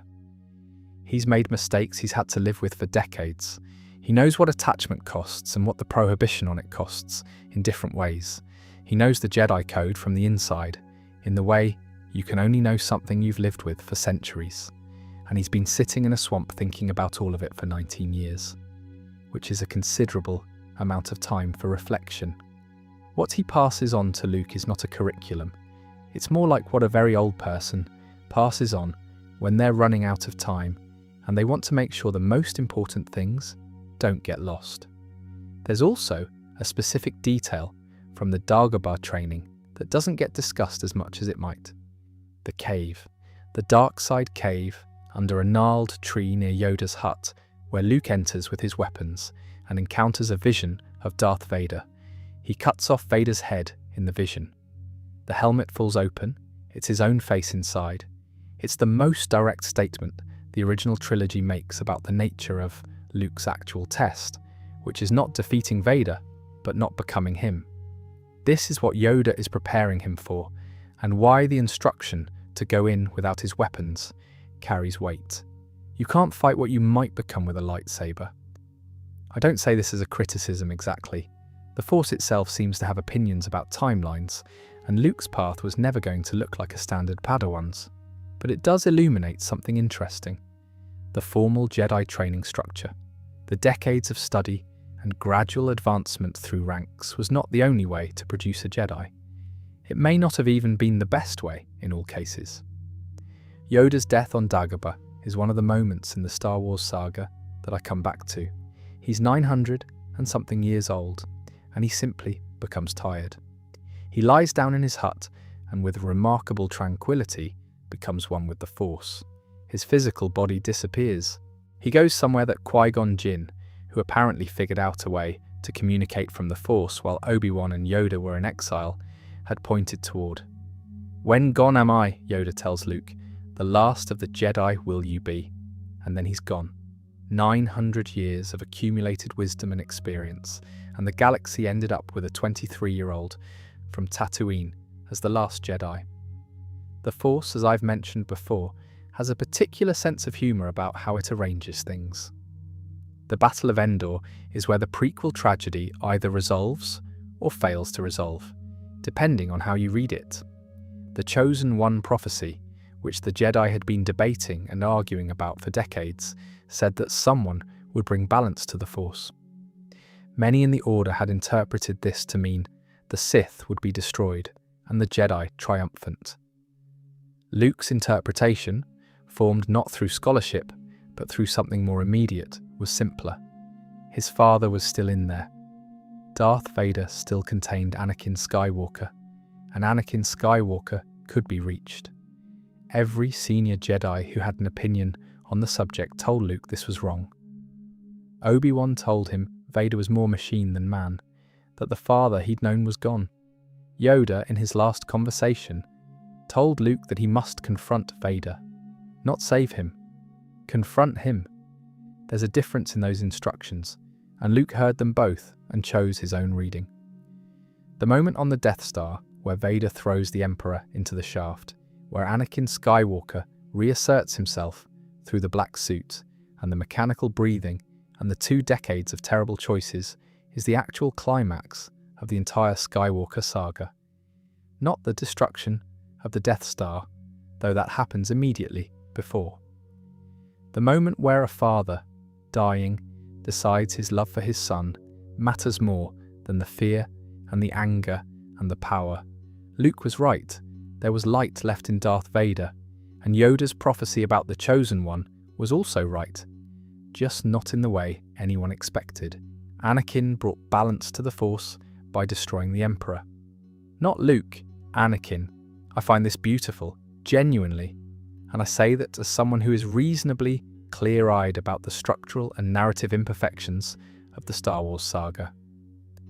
The seed planted on Tatooine when Qui-Gon Jinn met a 9-year-old who was afraid of losing the people he loved eventually flowered, 26 years later, into the moment where that same person's love for his son proved stronger than everything that had been done to him. The galaxy cost Anakin everything he cared about, and then he saved it anyway. After Endor, the Empire didn't immediately collapse, because empires don't work that way. There were battles and negotiations and the long, grinding process of what happens after a regime falls. The New Republic was being built. Various imperial remnants were being dealt with. And somewhere in the middle of all this, Luke Skywalker was sitting with a very specific problem that nobody had faced before. What's worth noting about the period directly after Endor, sometimes called the Galactic Civil War's end and the New Republic's beginning, is that the Force was in a peculiar position. For 19 years, it had been operating in an empire that actively suppressed and hunted Force sensitives. The children born during those years who had Force sensitivity had mostly been forced to hide it or had died. The cultural memory of the Jedi for an entire generation was either propaganda about dangerous traitors or vague myth about peacekeepers from a better time. Luke was operating in a galaxy that didn't know what to do with the Jedi because it had forgotten, in practice, what Jedi were for. There's a small detail in the story set immediately after Endor. Other Force sensitives began to emerge, slowly, as the Empire's suppression lifted. People who had hidden what they were for decades, or who simply hadn't known what the thing they felt in themselves was called, started becoming visible. Luke found some of them. Others found him. The Force doesn't wait for cultural memory to catch up. It was already moving toward what came next. He was the last Jedi, and he had promised Yoda he'd pass on what he'd learned. But what he'd learned was fragmentary, assembled from two broken-down masters in exile and his own improvisational relationship with the Force. He didn't have the archives, he didn't have the temple, he didn't have the council, or the methodology, or the 1,000 years of accumulated teaching materials. He had himself, and what the Force had shown him, and a galaxy that was going to need the Jedi again eventually. He started searching for relics, for texts, for anything that might tell him what the Order had known and how to pass it on. He trained his twin sister Leia, who had her own Force sensitivity and who remained for a while his most promising student. She eventually made a choice to step back from that path, having had a vision of what it would cost her. She buried her lightsaber in the sand on a planet called Arjan Kloss and focused on the political rebuilding instead. She would come back to it eventually, to teach someone else, but that's for later. For now, Luke was alone with a task that would have been daunting for someone with all the resources of the old order behind them. He was doing it without any of that. Just himself, and the Force, and the feeling that this mattered enough to keep trying. Now let's talk about what Luke actually built, because it's more than the sequel trilogy gives it credit for being, and its ending is sadder the more you understand what went into it. The years between Return of the Jedi and the events of The Force Awakens span roughly 30 years, and Luke spent much of that time in a kind of extended archaeological and philosophical project. He travelled to old Jedi sites. He recovered what texts and artifacts still existed from the old order. He talked to Obi-Wan's Force Ghost and to Yoda's, and gathered from them what he could of what the Order had known. He tried to understand the tradition he was inheriting, with all its wisdom and all its failures, before he passed it on. The sacred Jedi texts, which appear on Atch 2 when Luke is in exile, are a physical record of this recovery effort. Books, actual books, stored in a hollow tree in the oldest Jedi temple, whatever survived of the Order's written tradition. Luke found them, kept them, eventually lost them to Yoda's Force Ghost, who burned the tree with casual lightning while making a point about the difference between wisdom and the texts that contain it. The books ended up with Rey anyway, smuggled aboard the Millennium Falcon without anyone realizing.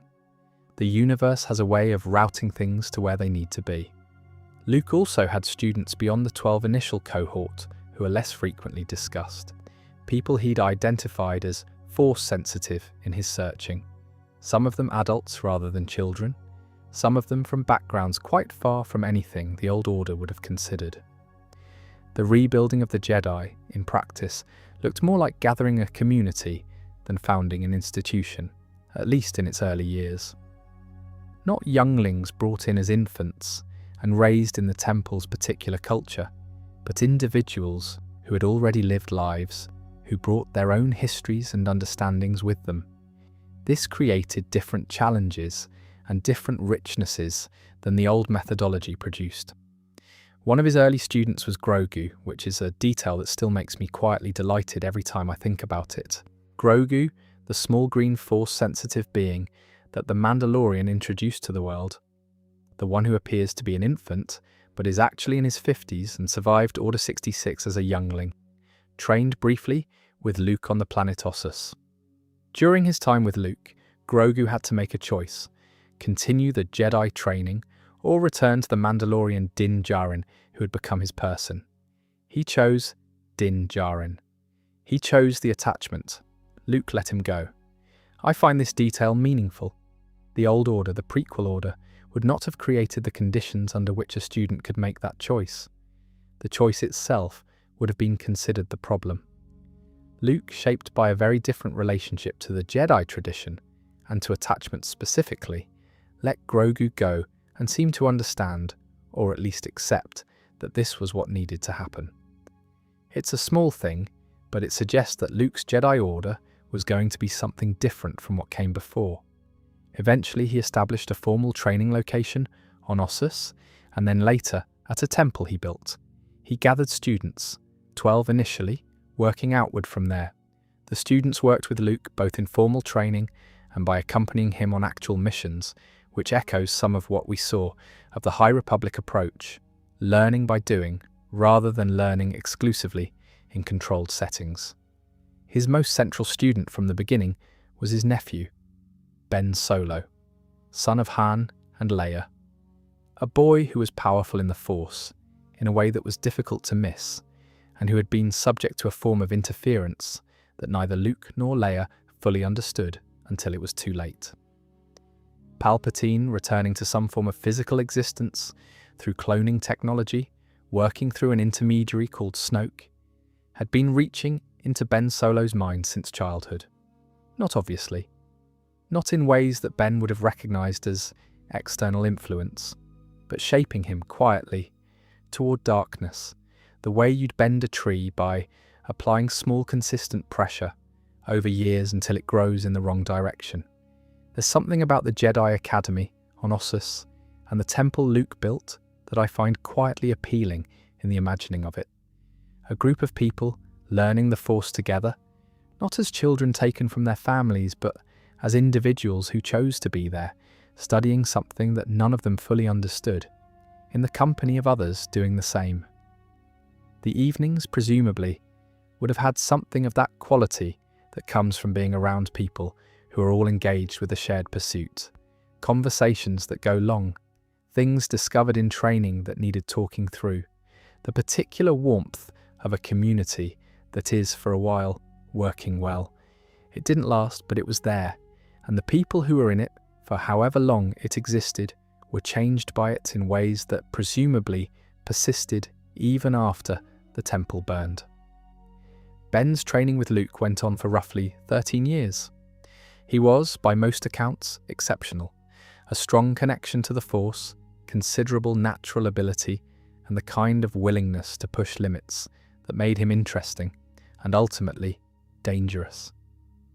Luke saw the darkness growing in him and worried about it, as a good teacher should. But the nature of what Luke saw and what he did in response to it became the point of fracture between them. One night, Luke went to Ben's hut. He looked into his nephew's mind as he slept, trying to understand the extent of what Snoke had done, what was building there, and what he saw was enough to frighten him, genuinely, at a depth he hadn't anticipated. For a moment, just a moment, his hand ignited his lightsaber on instinct.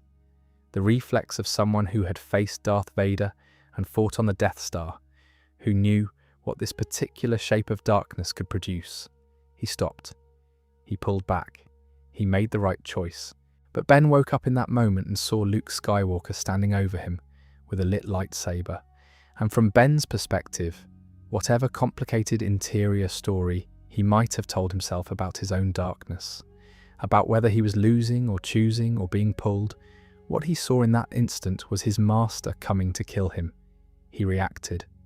The hut came down around Luke. Ben ran. The temple was destroyed in the aftermath, by lightning storm, by the Force turning against itself in Ben's rage. Most of the students were killed. A few survived and scattered. Luke recovered from the rubble and went to find what was left, and found the answer was not much. He had lost his students. He had lost his nephew. He had in one night lost the entire project he'd spent years building. What followed was exile. He went to Ahch-To, the island of the first Jedi temple, back to where it all started, for the Jedi, for the whole long tradition. He cut himself off from the Force, which is not a thing most Jedi thought was possible, and is therefore a significant demonstration of Luke's particular strength. And he waited. Not the purposeful waiting of Obi-Wan on Tatooine, who was protecting something. More the waiting of someone who has decided they can't trust themselves and isn't sure the galaxy is better off with them in it. He had a theory. He thought the Jedi were the problem, not just the solution. That the cycle of Force users rising and falling and destroying things and being destroyed, Jedi versus Sith, going back and back into history, needed to be broken rather than continued. That perhaps the right thing was for the Jedi to end, for the Force to be left to flow through the galaxy without being organized and institutionalized and weaponized by any order of people calling themselves its guardians. It's a coherent argument, honestly. The Jedi had been present for 25,000 years, and the galaxy had still managed to produce the Empire. The Force had still managed to produce the Sith. The presence of the Jedi had not prevented catastrophe, had arguably, in some configurations, enabled it. Maybe letting it all go was the answer. He was still thinking this when a young woman from Jakku arrived on his island with his mother's lightsaber. Rey's story begins in something close to nothing.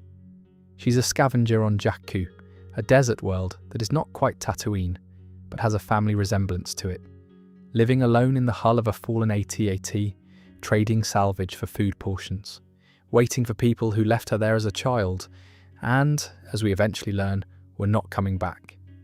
Her Force sensitivity is present from the beginning, in her speed and her instincts, and a quality of aliveness to the world around her that she doesn't have a framework for.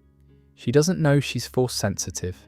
She doesn't know what the Force is, not really, beyond old stories.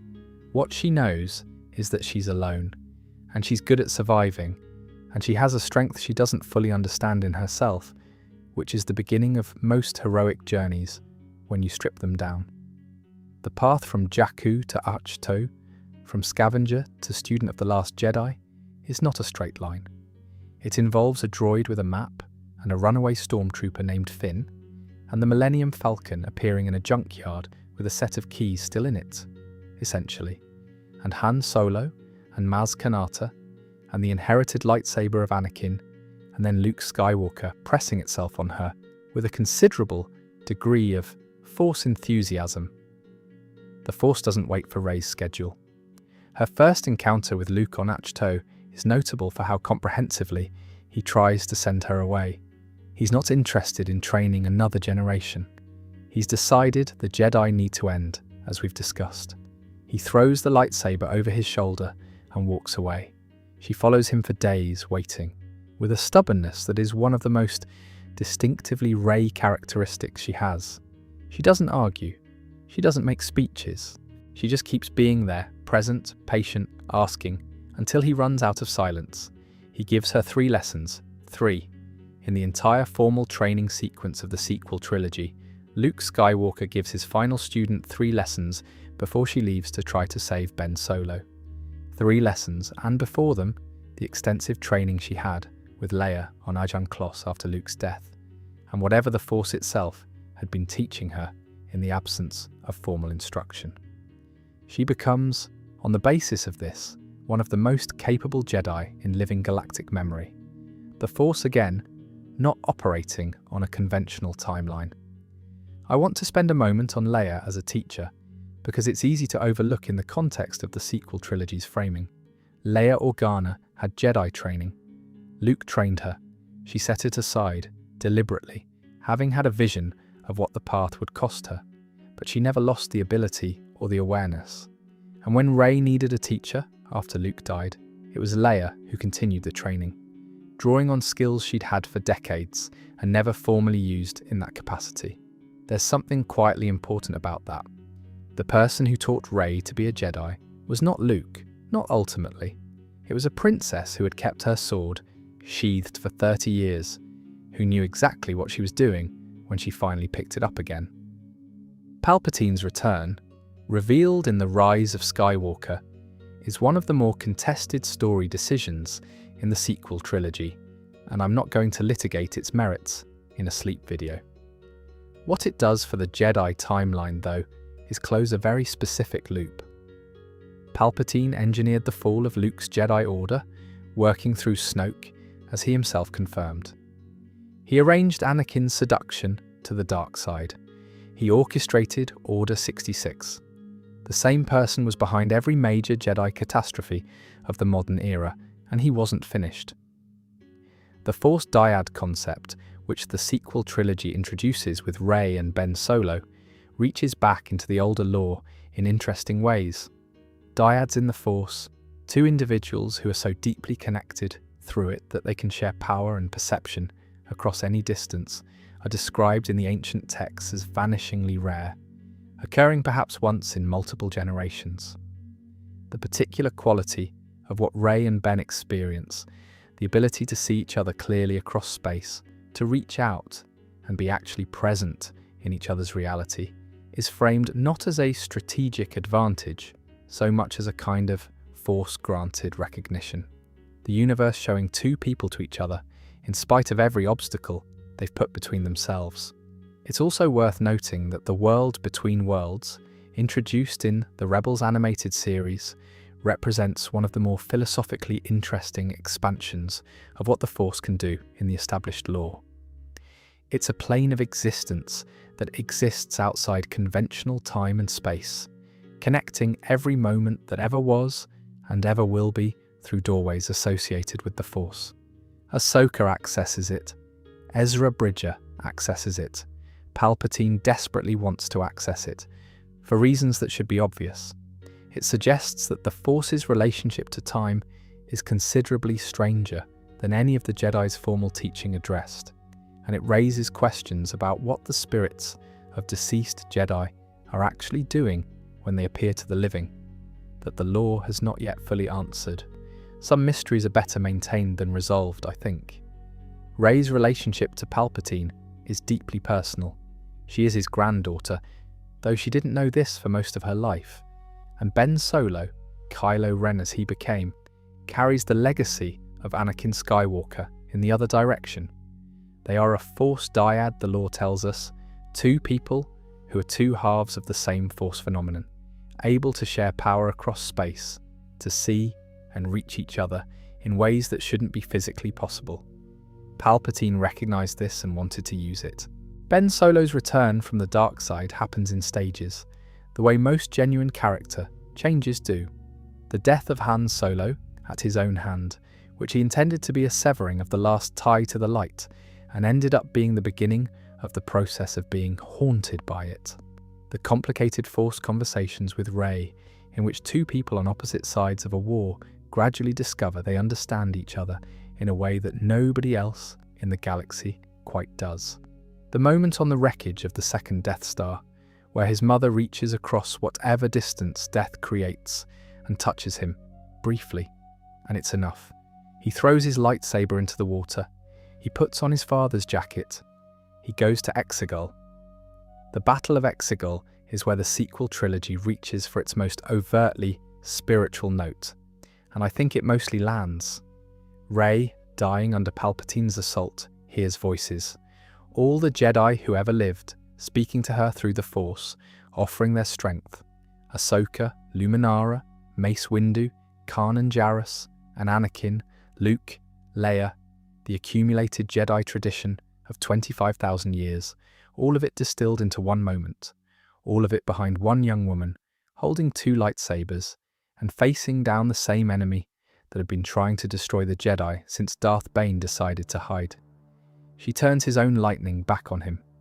He dies, really dies this time apparently, though Star Wars has a complicated relationship with the word really. Ben Solo, giving his life to bring Rey back from the death that the effort cost her, becomes one with the Force. The last Skywalker, in the biological sense, gone. Rey survives.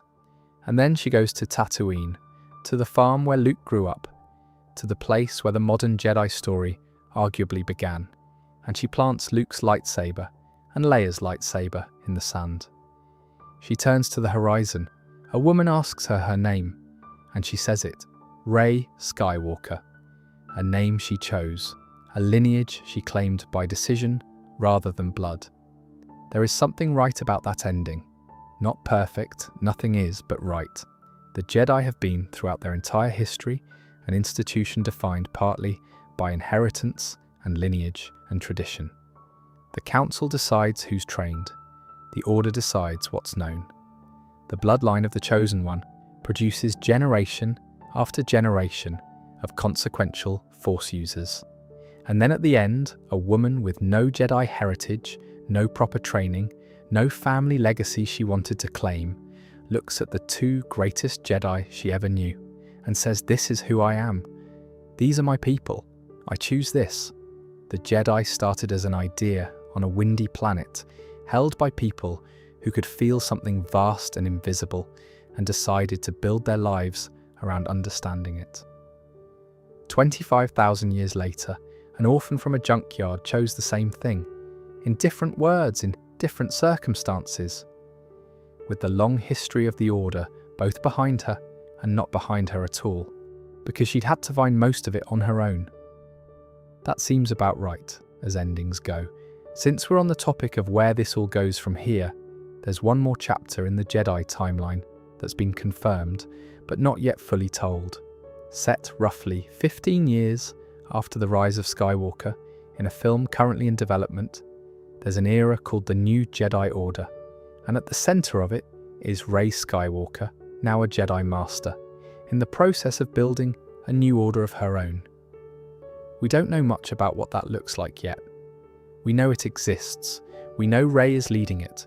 We know it's set around 50 years after the Battle of Yavin, which means the galaxy has had a decade and a half to breathe after the defeat of Palpatine and the First Order, to do whatever recovering looks like when you've been through what the galaxy has been through. We'll presumably find out a great deal more when the film eventually arrives, but for tonight, I think it's worth sitting with the idea of it rather than speculating too specifically about the details. What's interesting about Rey as a potential architect of a Jedi tradition is the particular set of things she brings to the task. She has no attachment to the Old Order's specific structures, because she never experienced them. She wasn't raised in a creche of younglings on Coruscant, wasn't trained through the formal Padawan system, didn't grow up knowing that the prohibition on attachment was simply how things were done. She arrived at Jedi practice from the outside, through necessity and through the Force's own insistence, and so everything she incorporates into a new tradition is something she chose rather than something she inherited. She also carries something rather specific in her personal history that the Old Order's founders never had to reckon with. She is the granddaughter of a Sith Lord. She survived a level of dark side exposure in the final confrontation with Palpatine that would have been remarkable even for trained Jedi veterans, and she found her way through it, not by following the old rules about suppressing emotion or maintaining detachment, but through a combination of the voices of the past, the bonds she'd formed with the people she cared about, and a fundamental refusal to become what she was being asked to become. That suggests to me a Jedi Order that might look quite different from anything we've seen before. One that's perhaps more comfortable with the full range of emotional experience. One that's thought carefully about what the old prohibitions were actually trying to protect against, and found ways to address those underlying concerns without the more damaging institutional practices.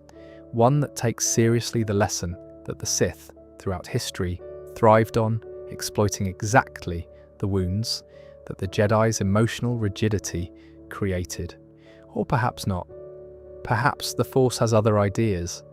The Star Wars galaxy tends to produce its own surprises, and any tradition that survives long enough ends up doing things its founders didn't plan for. Ahsoka Tano is presumably still around in this era, or will have been recently. She has a rather extraordinary relationship to mortality and the Force, having died and been returned, having communed with the world between worlds, having existed as a presence in the Force, in ways that don't follow conventional rules. Whether she has a role in whatever Rey builds is something the stories will eventually get around to telling us. I suspect they will. Grogu's future is something the Mandalorian and Grogu film, also upcoming, will presumably address. Whether he becomes a formal Jedi or something else, a Mandalorian who also happens to be Force-sensitive, or his own specific thing that doesn't fit the existing categories, is the kind of question that Star Wars, at its most interesting, tends to answer obliquely. He spent his life in the gaps between defined roles. That seems like something that might just be who he is.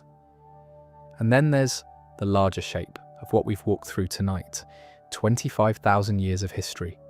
One tradition, or one lineage of traditions, stretching from the Jedi on Tython to a woman planting lightsabers on Tatooine and choosing her own name. The same fundamental idea running through all of it, that there are people in the galaxy who can feel something vast and invisible, and that the best use of that ability is service, protection, connection to something larger than individual power. It's also a story about how institutions work and fail, which I find somewhat more applicable to daily life than the lightsaber battles, if I'm being fair. The Jedi started as a loose community of people who could feel the Force and were trying to understand it together. It became a formal order with ranks and codes and temples. The code that began as a description of values became a set of rules to follow. The rules that began as guides became constraints. The constraints that were designed to protect against specific failures became, in some cases, the source of different failures. It's a pattern that doesn't require a Sith Lord to set it in motion. Institutions do it on their own, when nobody's paying close enough attention to the difference between what they're supposed to be doing and what they've started doing instead. The Jedi at various points in their history were all of these things. Wise and blind, generous and rigid, well-intentioned, and occasionally the cause of harm they didn't intend. That makes them recognizable in a way that purely heroic or purely villainous institutions aren't. The Jedi who argued about balance on Tython, the High Republic Jedi who cooked meals on Starlight Beacon and heard the Force's music, the prequel Jedi who told a frightened 9-year-old that his fear was a problem rather than something to understand together. All of them are doing their best with what they have. That's what 25,000 years of history looks like when you get close enough to see the people inside it. The story keeps going. That's also something. Rey Skywalker is building something. The Force is still moving through the galaxy, still connecting living things to each other and to something larger. Whatever comes next in that long story will presumably involve people trying to understand it and people trying to control it. And the space between those two impulses is where all the interesting things happen. I realise that last bit sounds a bit grand for a sleep video. Bear with me. It sounds simple when you put it that way. It has turned out, across 25,000 years of actual practice, to be enormously complicated. The Jedi have been wrong about things. They've been rigid when they should have been flexible, and flexible when they should have held firm. They've produced remarkable individuals, and also, occasionally, been the direct cause of the disasters they were supposed to prevent. They've been destroyed twice in the timeline we've covered tonight, and rebuilt twice, and the galaxy is apparently about to attempt it a third time. There's something in that persistence that I keep coming back to, not just as a narrative, though it is a good narrative, but as an idea. The notion that an institution can carry forward something true about service and compassion, and the commitment to something beyond the self, even through catastrophic failure, even across thousands of years of change and loss. Even when the specific forms of the institution become almost unrecognizable from what they started as, that what it was at the beginning, at its core, is still present in what it is at the end, even if you have to look quite carefully to find it. The Jedi, at their best, in any era, are people who felt something immense in the universe and decided to put it toward the protection of life. That's what the Jedi were doing on Tython. That's what the High Republic Jedi were doing at Starlight Beacon. That's what Obi-Wan was doing in a desert for 19 years, and Ahsoka was doing under a false name, and Luke was doing in a swamp on Dagobah, trying to lift an X-Wing with his mind. And it's what Rey chose when she looked at the horizon, on Tatooine, and named herself after the people who had shown it to her. The form changes, the principle persists, 25,000 years, and counting. And that's more or less where we are. The end of what we know, at least, with the understanding that there's more coming, more stories being told, more corners of this enormous history being filled in by novelists and comics writers and filmmakers who are still finding things to say about a galaxy that's been building for nearly 50 years. If you've made it this far, sincerely, thank you for spending the night in this corner of a fictional universe with me. We covered a lot of ground, from Tython to Tatooine, from the Jedi and their 2 moons and their balance philosophy, to Darth Bane and his rule of 2 and his skin parasites, from the golden era of the High Republic and Starlight Beacon and Avar Kriss hearing the Force's music, to the long silence of the dark times and Obi-Wan in the desert, and Cal Kestis in a junkyard trying to be invisible, from Luke in a swamp lifting spaceships to Rey on a cliff in the rain, getting 3 lessons from the last Jedi in the galaxy. There's a lot more we didn't get to if you ever want to go deeper. The High Republic comics alone have years of material.